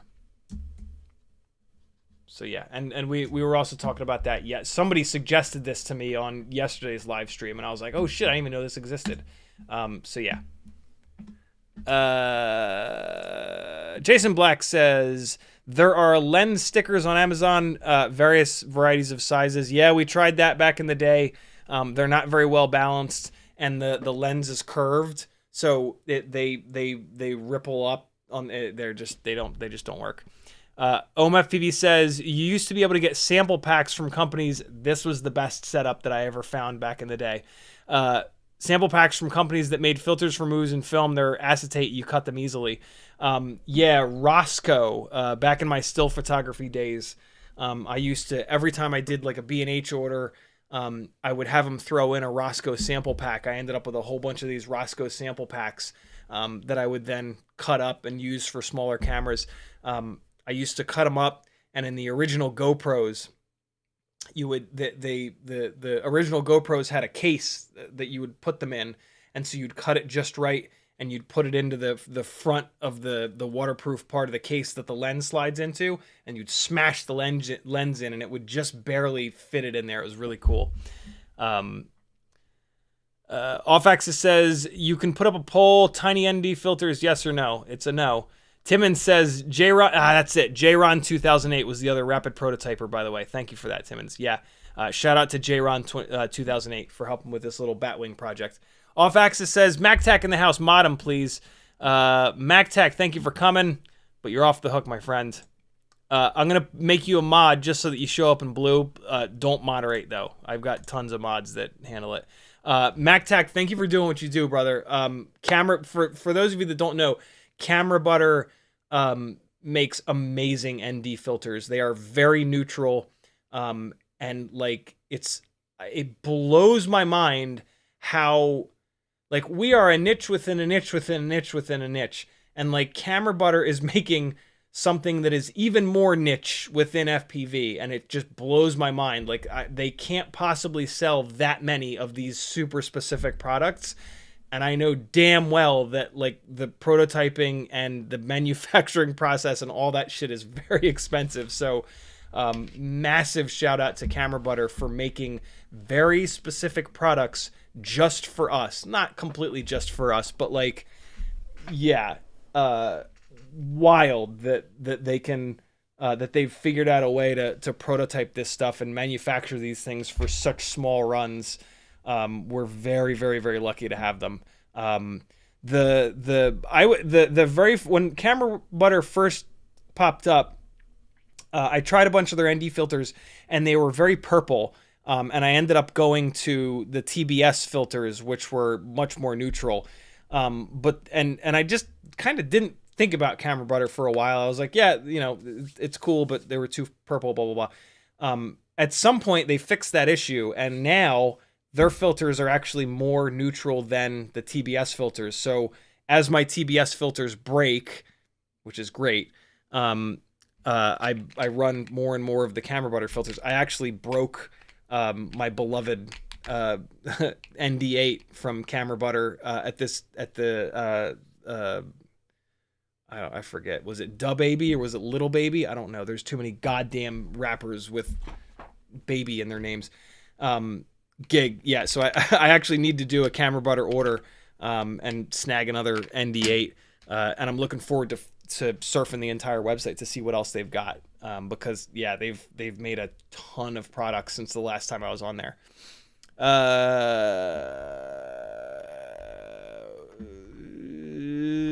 Scrolling back up because YouTube just did the thing again. Come on, YouTube. Hey, there's MacTac. 22 millimeters. Yeah, 22 millimeters is the diameter of the old school DJI camera lens that we were looking at 10 minutes ago. James Thomas says, for what it's worth, the new dimes have motor plugs. Get the hell out of here. Really?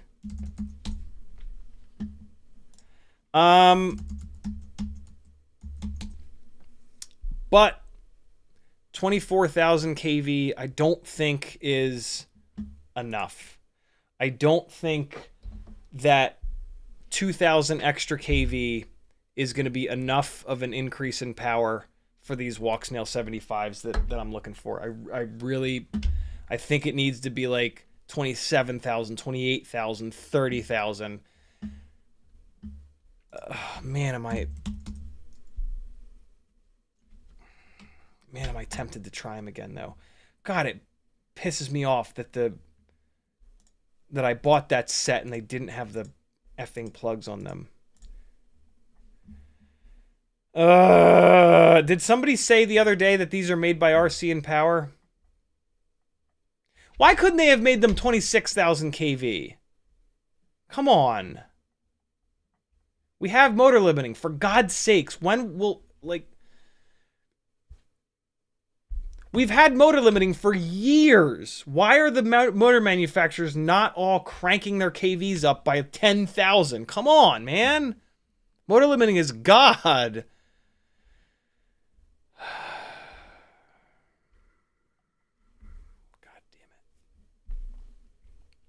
There's MacTac in chat from 1207 schooling us on exactly what we eventually got to, in that, yeah, without the ability to lock the ISO, these FPV cameras are just going to keep blasting the sensitivity. So here's the problem with that. So if we were to ND filter, I should have known this. I think I did subconsciously know this, which is why I didn't think about doing the ND filter thing. But on a lot of my old RC drift chasing walk snail footage, a ton of you guys were like, what the hell's with the horizontal banding? That's what would happen if we were to run. Where is this hair that I can see but I can't grab? Got it. All you have to do is shout. It fixes everything. This is what we would get if we ND filtered a bunch to try to pull to try to open the shutter up to get rid of Jello. No, it needs to be some of the drift chasing from wintertime when it was like dark in there. Here we go. So, oh no, it's still, oh right, this was a Sunday. It was during the day. Come on, man. I know I deleted a bunch of it because it looked like ass, but I must still have some of it. 1 second, guys. 1 second. It'll be worth it, I promise. It's not going to be worth it. I bet you it's in my effing edit. I'll bet you it's in the goddamn edit on my channel here. RC drifting in HD. Oh, God, no. My ad blocker doesn't work anymore. Yeah, hold on. Quiet. There we go. Now, see, it's light out. There's enough light where the ISO is not going bananas in here. Farts! Why is this so difficult? Why is everything always so difficult? Please, computer. Here we go. Look how bad this looks. See how dark it is? See how it just generally looks like ass? It kind of looks like ass because there's a white balance problem. But this actually doesn't look... There you go. Look how bad that looks. See all that disgusting horizontal banding? This is what we would get. This is what the walk snail image would start to look like. So compare this, right? Compare this hot fucking mess with... Same camera, same lens, same everything. This is today. This is all Jello-y, but even with the Jello, look at the difference in the... this is when you give walk snail a bunch of light, and it can actually not have that disgusting horizontal banding, and you've got a bunch of detail in here. This is still all there's all kinds of vibrations here, as we've been talking about, but... This is the image quality that you get from walk snail when you give it a good amount of light. And yeah, without the ability to lock the ISO, we would end up with ugly, noisy. When the ISO goes up, the amount of noise goes up, and the noise is that garbage that you see, like especially in the shadows and the dark spots. It's grain, it's gross. You end up with that horizontal banding shit for some reason on these walk snail rigs. So yeah.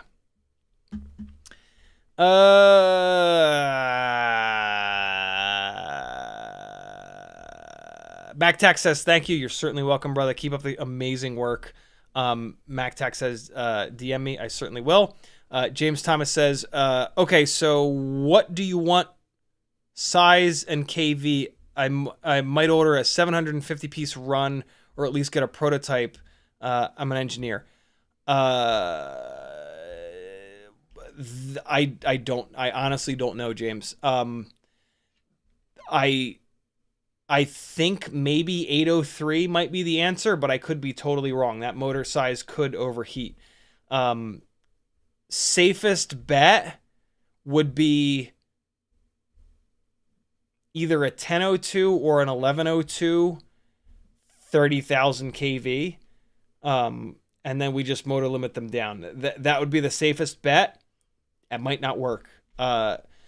With big motor orders, the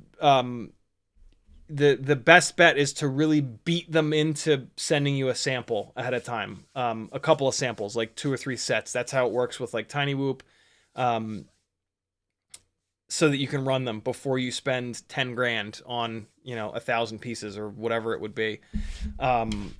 So yeah, honestly, man, you'll never sell 750 pieces. I've talked to a couple of these motor manufacturers, and they all have minimum order quantities of 1,000 or 750. I mean, if you just want to do it and like you have the money and you're not looking to get your money back, that'd be insanely cool. But trying to sell 750 motors that realistically only really work on a 75 millimeter walk snail carrying rig, I don't think you'll ever be able to move that many. I thought about it for myself. I kind of did the math and really thought hard about it, because I could probably figure out a way to do a 1,000-piece motor order, but there's just not, I don't think there's ever going to be enough people running this exact, very specific kind of thing to warrant that. Maybe, you never know. This is a pretty interesting thing. But yeah, I don't know. Look, Rotor Riot had the best chance of doing this, and that's where these dime 1002 24,000 kV motors exist. I'm so disappointed that somebody at Rotor Riot didn't go, hold on. Motor limiting is the coolest thing ever. Why on earth would we only do 2,000 more kV than every other 1002 that exists? Why don't we do 26 or 28,000? Like, come on. How did nobody, like, maybe it's just me. Walter says, small cams will always be a problem. No light can go in there. Yep, it's true. It's very difficult, but man, are we close. We are close to having something really, really cool. MacTac rightly says motors are very hard to sell because the market is so saturated. Yeah, that too. And there just aren't enough people that know their ass from their elbow that know how magical motor limiting really is. And I try so hard to scream it from the fucking rooftops. But yeah, the number of people in FPV that are actually paying attention and actually know what's what is so incredibly small. It really blows my mind sometimes how few and far between people are that actually understand like one level deeper than ripping balls. Ugh! 1B674H says, have you seen the guy flying TinyWhoops with HOTAS? Really cool. I don't know what HOTAS are. I feel like I've heard that though. Isn't that a military acronym? Fuck is HOTAS? Oh yeah. The throttle and stick. That's cool. A bunch of people have done that over the years. The coolest setup for that was somebody set up like a lawn chair, and they had the throttle and stick set up like it was like jerry rigged with like strings to their transmitter, but it like really did work. Yeah, people have done that a couple of times. It's really cool. Really, really, really cool setup. James Thomas says, break even, I think, could even be done. Let's talk. And I'm not in a hurry. If whoever gave you that 750 run, shoot them a quick message and say, hey, what's your prototyping look like? If they're willing to do a few sets of prototypes, and like you need to tell them, like, we don't know the motor size, we don't know the KV. So like your prototyping they have to have a way of prototyping without making the mold. It can't be like, hey, we need a deposit from you for the whole order, but hey, here's a little prototype. Like, you know what I'm saying? Like, because there might be something weird about 1002 30,000 kV that catches on fire. We just don't know. It might not be a big enough motor. 1002 might not be big enough to crank 30,000 kV on this. So it might be a situation where like the prototype motors are a total failure and 1003 is the right size or 803 is the right size. So yeah, bounce that off of them real quick. Ask them what their prototyping procedure is. And if there's a way for us to test multiple sizes and or just have a total out, if they're only willing to test one, 1002 30,000 I think would be the safest bet. Hit them with that. They might not be able to wind it 30,000 kV. That's another problem that we run into, is that Happymodel, up until very recently, they were the only motor manufacturer that was willing to wind a motor, any motor, even prototype motors, at 30,000 plus kV. So they might just say no. But yeah, if there's a prototyping process in place that will allow us to test a couple of different sizes at a couple of different kVs, then it's realistic. But yeah, this is just me speaking from experience, talking to Jesse from TinyWhoop about what a pain in the ass it's been, and a couple other people in the industry about how to get motors made. Yeah, because a lot of the motor manufacturers are not willing to do that, and that's a total deal breaker. But yeah, if we can make it work, that'd be wild. I'm finally caught up on chat, and it's only 12:30. Let's knock out the two things that I said an hour and a half ago that we were going to knock out. Stop asking great questions, chat. It's over. We got to do these things, and I got to get out of here. James Thomas, though, says, if you motor limit a high KV, does it affect the runtime? A little bit. And yes, they will do 5 sets for testing. Also can do titanium shafts. Don't know about the out, though. Yeah, so that's going to be important. A lot of times what they do is they say, yes, we will prototype 5 sets. And then when they're ready to go, they're like, okay, we need your 50% deposit for the 1,000-piece run. And then we'll send you the prototypes. It's not a prototyping phase. It's just they're going to make a few of them, right? Because it's really expensive for them to make a different motor size or a different stator poles or different winds or whatever. So yeah, yes, motor limiting does affect the runtime a little bit.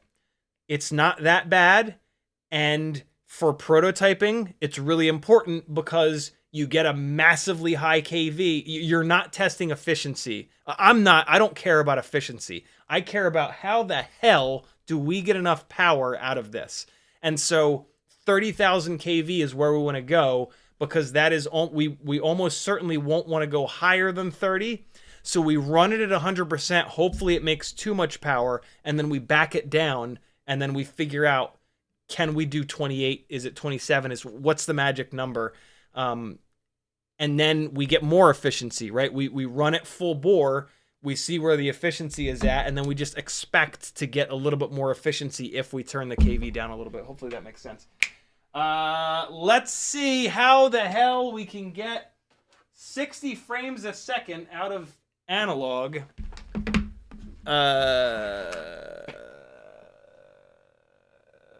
Is it a camera? Is it VTX? What the hell is it? James Thomas says, no, they'll do 5 sets for R&D. That's pretty rad. Who is it? RC and Power? If they're offering titanium motor shafts, it's either RC and Power or Brother Hobby. If it's Brother Hobby, I don't want to be involved because they ripped Bob Ruge off pretty bad, and I would be afraid that they would rip us off too. If you wanted to, if it is Brother Hobby, I will tell you the story privately. It's not something that Bob necessarily wants the entire world to know. I'm going to try a bunch of different cameras here, or I'm just going to try one. God damn it. Every single rig has RunCam Nano 3s on it, so that's the only camera that we can try. Hold on. Is there one of these rigs that I'm desperate to take apart right now? Of course not. Let me think for 1 second.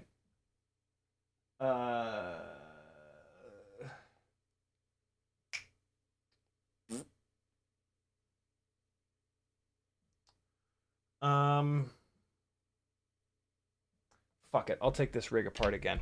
first we're going to test the RunCam Nano 3. So in the past, I had a build with this T-Motor 1S AIO and this Caddx Ant Lite. And with these HD3s hooked up to this power play, it gave me 60 frames a second with analog video. Ever since then, I've never been able to get 60 frames a second again, which is super confusing.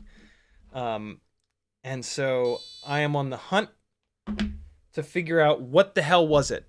Was it the camera that was doing it, or was it the AIO that was doing it?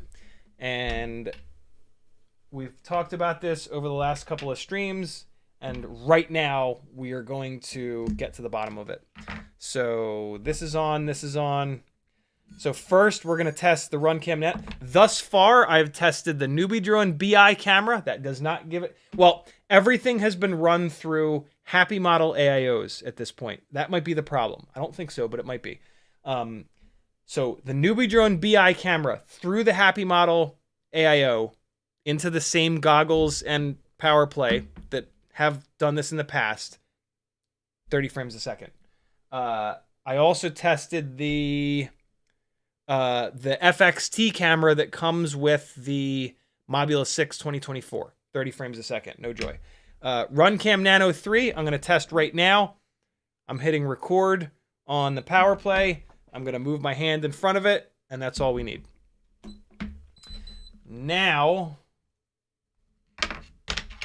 I'm going to take this rig apart again so that I can test the Caddx Ant Lite. I don't like the Caddx Ant Lite because it's not good in low light. And sometimes at the RC drift car place, it's very dark. So I've saved this till last because I just don't like this camera. But I'll tell you what, if this camera is the only one that gives me 60 frames a second, I'll run it. I have two of these rigs designed to chase the little RC drift cars. One of them will be the low light rig at 60 frames. The other one will be the, one of them will be the low light rig at 30 frames. The other one will be the slow motion rig with the Caddx Ant Lite that gives me 60 frames. And so let's figure that out right now. Come on now. Man, the grommets are all falling out.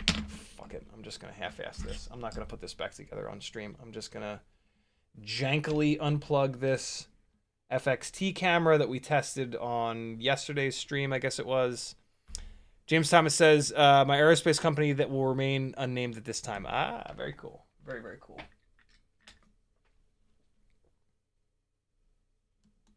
All right, here we go. So, I really hope that the RunCam Nano 3 will give me 60 frames because that camera has less of a field of view, and that will look really cool. It already has. I've already run that camera a little bit around the drift cars, and it looks awesome. Because everything I do is even closer because of the more narrow field of view. So it looks like I'm closer than I actually am, which is great because fuck is it hard to stay close to those guys. Jesus. The chasing the little RC drift cars is some of the hardest flying I've ever done. Hands down. Arguably the hardest. All right. There's the Caddx Ant Lite. That's all I needed. All right, yo. Here we go. Something just fell off this. I wonder what it was. All right, Jesus. I'm making a mess over here. Okay, so unplug this, turn this off, turn this off. It better not be that AIO. God, that's going to be frustrating if I have to run this T-Motor AIO just to get 60 frames a second out of analog. Man, it is cool. 60 frames a second slowed down to 50% with these little RC drift cars is magic, man. You can see like the rear wheels start to like spin, like when they come off and on the throttle, you can see like the rear wheels stop and start again. It's really slick. You can just barely see it at 100% speed at 30 frames, but not quite. Let me launch Premiere real quick. It just makes it so much easier. The new RC Drift Edit that I'm so in love with is either going to go up tomorrow or this coming Saturday. I think it's going to go up this coming Saturday. I think I'm going to schedule it out for then.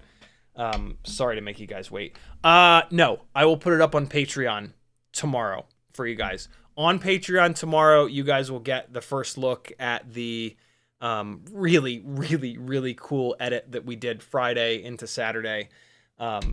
You're gonna fucking love it. I played it on the intro of the stream yesterday with the wrong music, with my intro music. It's nothing. The music that I've put in with the edit that you guys got to hear on Friday mixes so perfect. It is absolutely magic.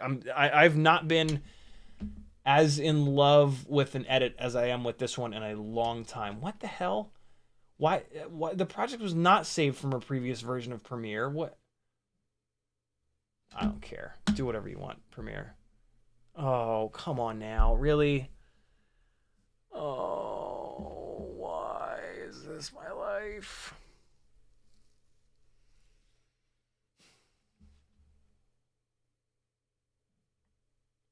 MacTech says I've done a bunch of motors. If you use a stator that they already have, yeah, that's the key. If you use a stator that they already have, when you're doing a new bell design, they can do really small runs of those. I work with most of the major motor manufacturers. They'll almost always do a small run for you with a custom bell. Yeah, unfortunately, what we're looking for is a custom wind. It's a custom KV. The bell is actually going to be the same as all the existing motors. We want them to do a really extreme wind of the stator. Oh, Jesus Christ. I do whatever you want. I'm over this Premiere. Okay, here we go. So here is the Runcam Nano 3.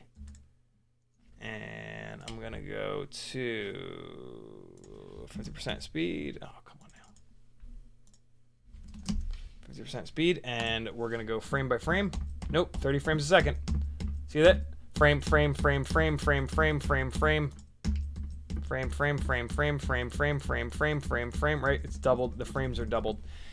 So the Runcam Nano 3 will not do it. That's a bummer. Well, maybe it'll do it. What we're about. Yeah, let's see. So this is the Runcam Ant Lite. Son of a bitch! It's the Ant Lite. Well, that's good. That's actually that's not. I would actually rather have it be the AIO, because then I could use any camera. Man, that is. There it is. I'll be damned. I'll be goddamn. Frame, frame, frame, frame, frame, frame, frame, frame, frame, frame, frame. Right? You got it? Well, mystery has been solved. Okay. All right. I'll be damned. I did not expect that. I don't know what I expected, but yeah, I don't know. Wow. Okay. So the Newbie Drone BI, the FXT camera on the Mobula 6 2024, and the Runcam Nano 3 all output 30 frames a second to the VTX. And then the VTX sends 60 frames, and the goggles receive the 60 frames, and then they push. Oh, we have one more test. We have one more test, though. The last test is of the HD0 goggles. Will these... So the HD0 goggles have de-interlacing on the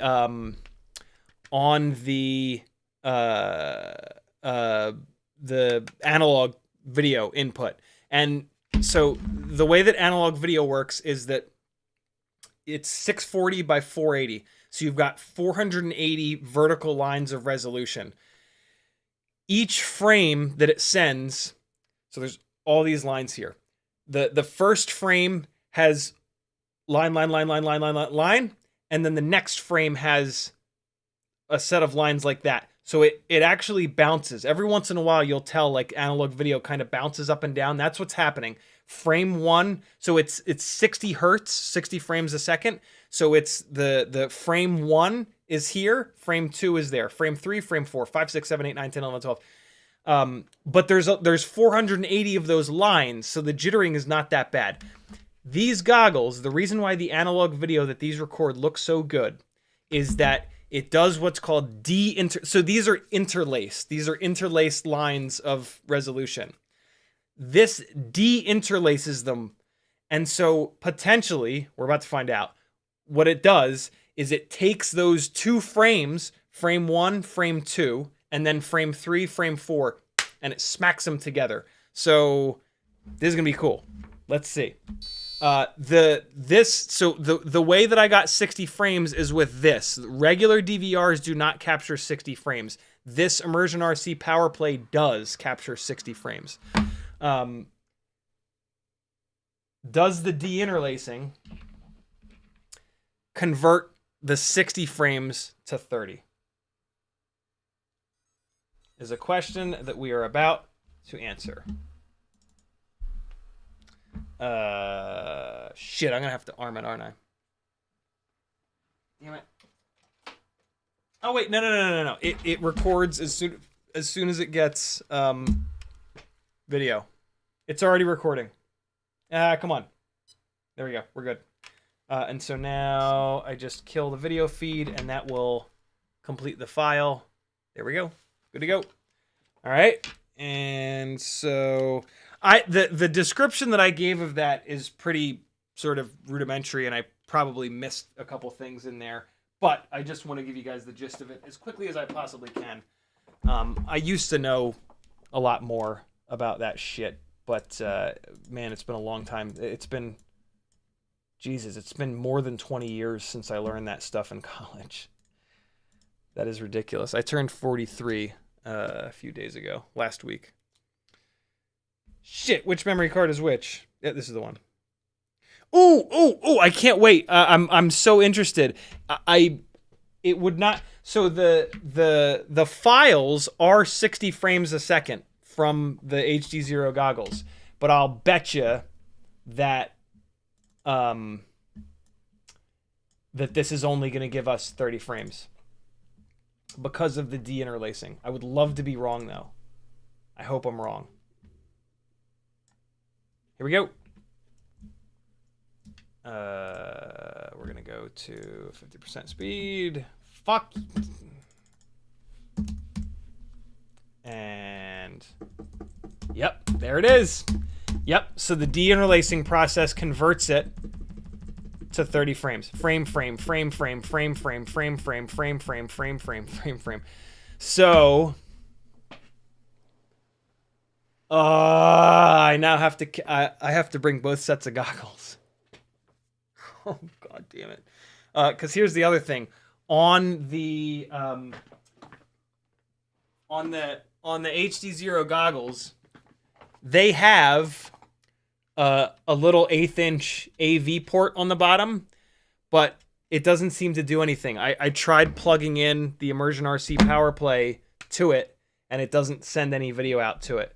So when I fly, god damn it.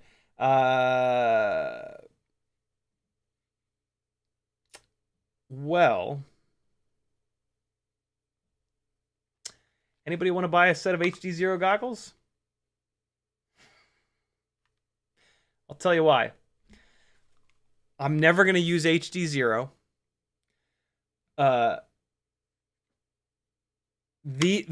And when I'll do another comparison, But I've already done the comparison once. The de-interlaced video from these, it looks a little tiny bit better than the non-de-interlaced video from the HD3s feeding into the power play. But I would rather have one set of goggles that's way lighter and way more comfortable. I hate having this stupid thing. I hate dealing with this, but it's not that bad. And I would rather just have to carry, because I'm not going to bring both of these sets of goggles and go like, all right, what am I doing now? Am I doing this 60? Okay, I'm doing this 60 frame per second rig. Okay, all right, let me get my HD3s out. Okay, HD3s, 60 frames. Okay, oh, let me go back to the high quality rig. 30 frames. These ones. Like, no. HD0 goggles for sale. Sorry, but these are not. These are heavy. I'm never gonna use HD0. No, these are getting sold. Yeah, it's been driving me nuts to have these goggles, the walk snail goggles, the HD3s, my backup set of HD3s, the fucking DJI goggles. It's ridiculous. There's too many goddamn goggles. Yeah, no, these are gone. These are gone. I don't need them gone like tomorrow, and I do want to do one more video quality test. For the record, these goggles are fucking awesome. If without the 60 frame per second thing, I would absolutely keep these. But yeah, no. If the no. This is a fun adventure. But yeah, these need to go to somebody that's going to use HD0 on them. It is absolutely absurd to have this for analog. This is ridiculous. that is like a complete waste to just use these for analog. So yeah, somebody make me an offer I can't refuse on them, and they're all yours. Not right away though. You got to wait at least a week for me to test the quality one more time, because I don't know. Maybe the first test I did was... I always think that the first test that I do is wrong in some way, and I always have to retest stuff. Meta rightly says someone who races will want those. Yeah, they're all in on HD0 and racing. Yeah, somebody will want them for sure.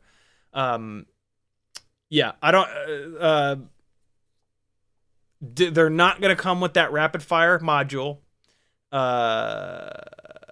If you're interested, message me. I'll tell you what they have, what they don't have. It's like, don't make me an offer less than $500 though, because they come with 4 really nice stubby antennas. They come with like the $100 little piece on the side for Bluetooth and for the analog module. They come with a patch antenna. Another, yeah, they come with a bunch of stuff. So, yeah. Maybe I'll keep that patch antenna. I don't know. And they're in like beautiful shape. So don't lowball me. I know what I got. The mystery of 60 frames on analog has been solved. God damn, that makes me very happy. Very, very happy. Very happy. I'll be sad to see the HD0 goggles go. I've been very impressed by them. But it's just insane to use them only for analog. What are we flying? We're flying 6 batteries. Let's fly the Mobula 6 2024. I haven't flown that in a minute. We're not going to fly 6 batteries. I'm going to fly 2 batteries because I don't have a lot of the gates set up down here. So we're going to do 2 batteries real quick. But if I'm flying, you need to be flying too, my friends. Get your 6 batteries in for the day. I don't care how late it is. Get your practice in. Get better at flying FPV. And you'll have a happier life. I don't know. I mean, you will. Let me get out of here. And all right, cool. Where the hell's my transmitter? There it is. Thanks for hanging, people. It's been another good one. Another good live stream. I mean, they're all good, aren't they? Fuck no, they're not. Some of these live streams are a hot goddamn mess. But that's okay. They're a hot mess with friends. Kevin Sumner says, are you sure the cameras running at 60 frames aren't one field behind so they can do scan line manipulation, thus one frame behind, thus higher latency? I don't know what a lot of those words mean in that order that you've put them in, Kevin. But, you know, I take the footage off of them, I put it into Premiere, and I slow it down to 50%, and it is or it isn't. Kevin, how's the camera testing going? I'm super interested if there's any other cameras that will give me 60 frames a second. I would love that. More than you know. Because I don't like the Caddx Ant Lite. Which you do know. You missed my earlier message. Okay.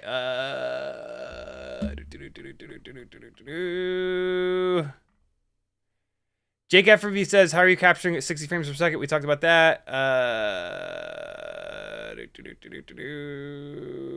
Kevin Sumner says, those sets of scan lines are typically called a field, and two back-to-back fields are a frame. Ah, okay. I like that. Menardson says, if it was doing it the correct way, it would be 30 frames per second because every field is effectively half a frame. Yeah, right. It's combining them. That makes sense. That makes sense.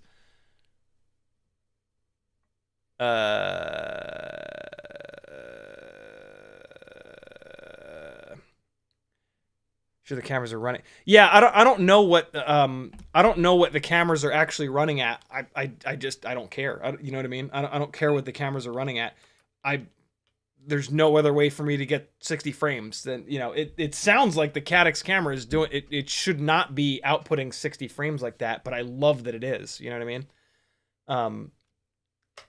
So yeah, what's happening? Oh, it's in Wi-Fi mode, isn't it?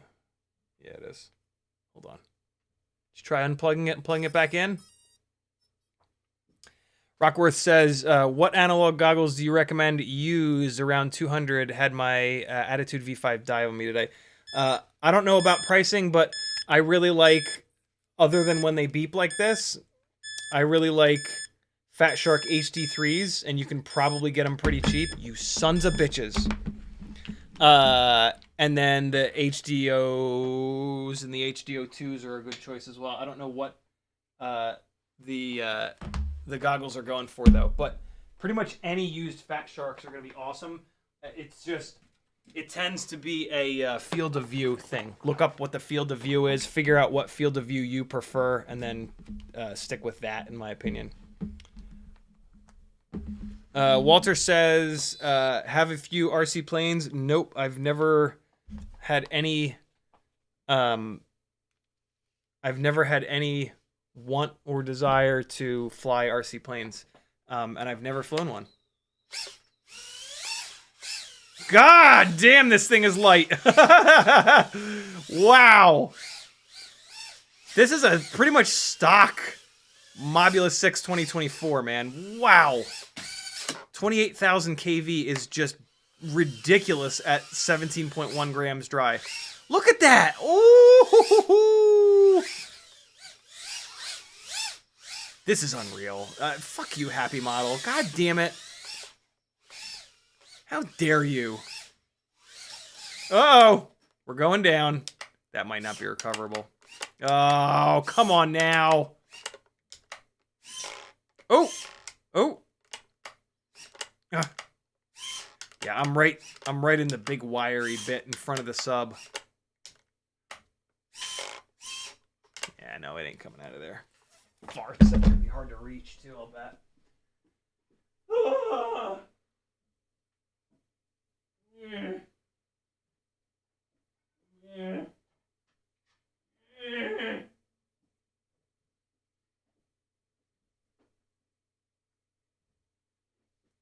Okay.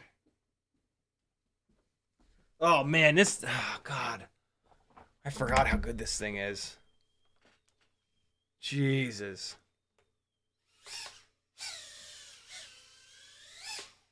Ah!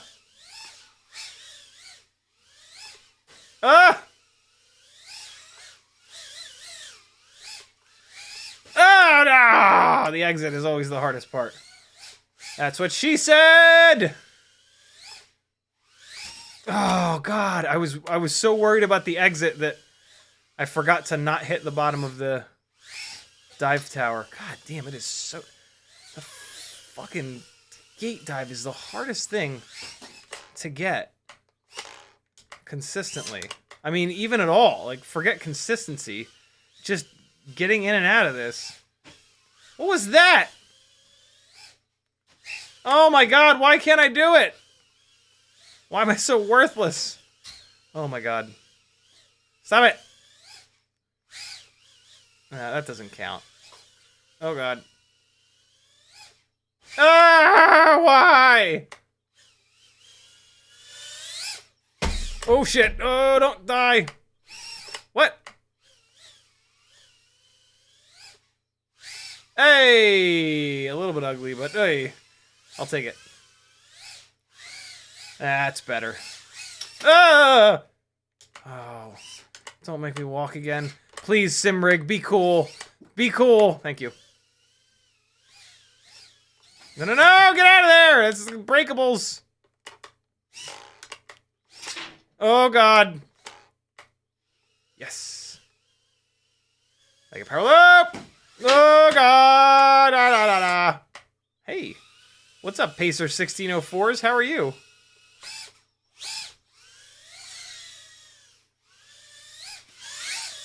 Oh, my God. This thing is just ridiculous. Fuck you.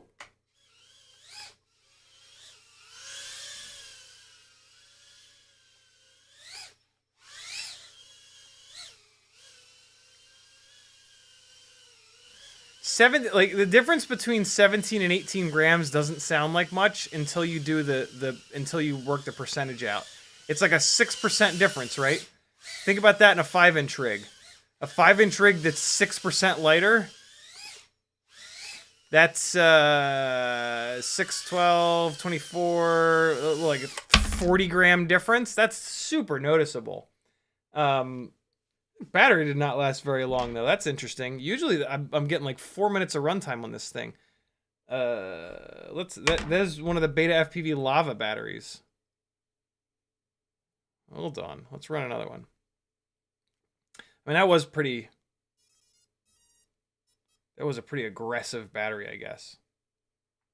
And I mean, there's nothing wrong with 3 minutes of runtime. I just, yeah, previously this rig would get like 4. Which was always, like, mind-blowing. Oh, God! Oh, shit! I think it went in there. You bastard.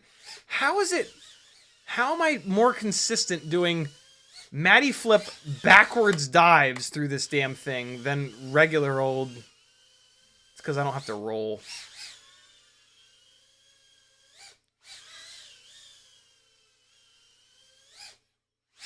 Oh, God, that looks cool. The difficulty in this Matty Flip backwards dive is a double throttle blip. I have to go blip, blip, because I have to blip it once to kill the forward momentum so it doesn't hit the door, and then I have to blip it again at the bottom to keep it from hitting the ground. Blip, blip. I didn't get it right that time. I don't always get it right. Flip, flip. See it? You can hear it, right? Well, double blippage. You can kind of cheat it and maybe not use that first blip if you go really slow. But I still do it because I'm used to it. Let's do this. Let's just bounce all over the place. This is like the busiest part of the basement over here. There's the fucking bass drum right here. There's like a 2-foot gap to this fucking chair. There's all this nonsense. Azalea's little tiny amp that she hasn't used in a month. How the hell do I get this 13-year-old to practice guitar. Any ideas, friends?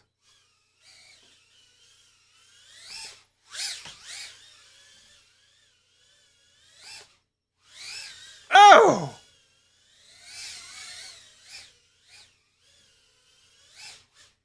Oh! So, did you hear the extra little blip I did there?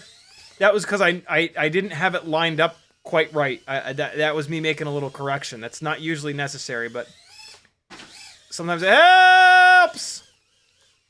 It depends. It depends on how much speed I carry into it. See that? I didn't need it on that one. I needed it on that one. Oh, God, why? Oh, my God, this fucking thing. Oh, wow, I really went inverted on that. That was cool.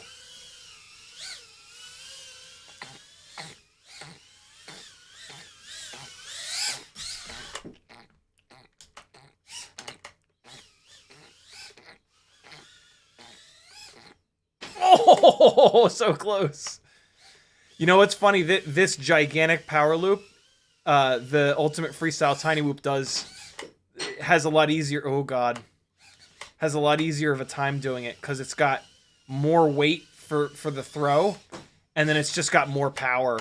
The lightweight doesn't necessarily. The one thing that this ultra lightweight rig doesn't do incredibly well is like carry and fling across the room. It still has plenty, don't get me wrong. It still has plenty of momentum, as you can see there. But this giant power loop is where I actually notice it. Wow, it actually went through the gate, but it was in the middle of crash recovery. Oh God, yeah. So there we go. 3 minutes and 30. Still not quite 4 minutes, but they're 3:37. Yeah, we're almost to 4. All right, one more battery. We'll do 3 instead of 6. What's up, Ryan Blaze? All right. Last one, my friends.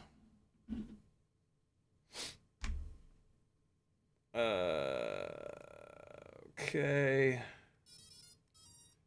Damn, dude. Caddx Ant Lite. 60 frames a second. Hell yeah. The mystery has been solved. I fucking knew it. I knew that was it. What was that? That was a weird little... Ah!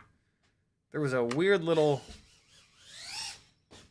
uncommanded moment there that I was not expecting. Hey, let's go upstairs. That's probably all dark. It's worth a shot, though. Oh, it's not all dark. Ooh. Oh, yeah. Yeah. Here we go.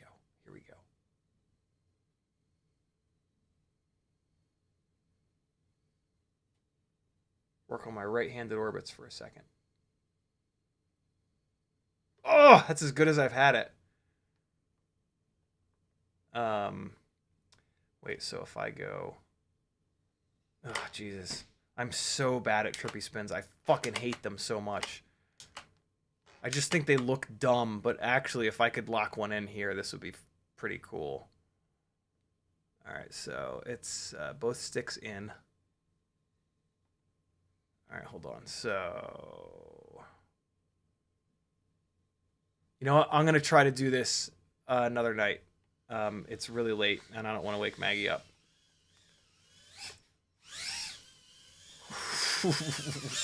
That little catch at the end there is just delicious. Ah! What? Oh, no, don't eat me! Thank you, Simrig.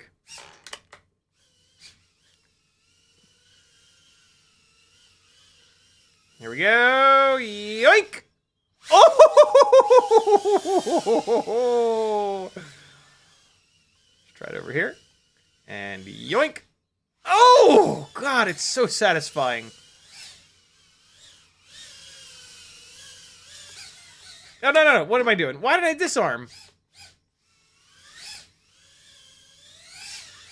Oh! That was cool looking.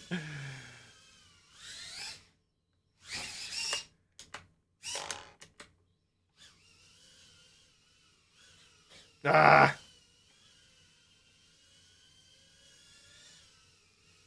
I don't know what I'm doing. That was weird. Gonna mirror flip in. Oh, we got close.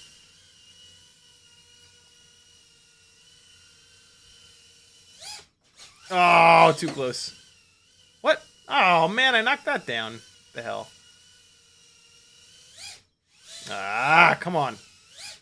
That was a pretty good one. Try one more time.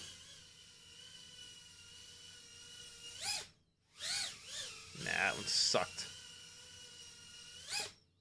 Oh, yeah! With the little touch at the end. Get out of there. Hey, this battery's pretty much done. There you go, friends. Hope you enjoyed. My name's Aaron Ciotti. Everybody calls me Ciotti. Go to my website, support me, and we will keep hanging out like this together till the dawn of time, until the FAA says no more drones for anyone, even inside the house. And then I will cry and pee my pants. Hopefully in that order. Maybe not. Wednesday. Regular Wednesday live stream this week. Next week, Wednesday live stream will either be canceled or earlier. Fair warning. Thanks for hanging, my friends. See you Wednesday at 8 Eastern. Bye-bye! I'm not ready.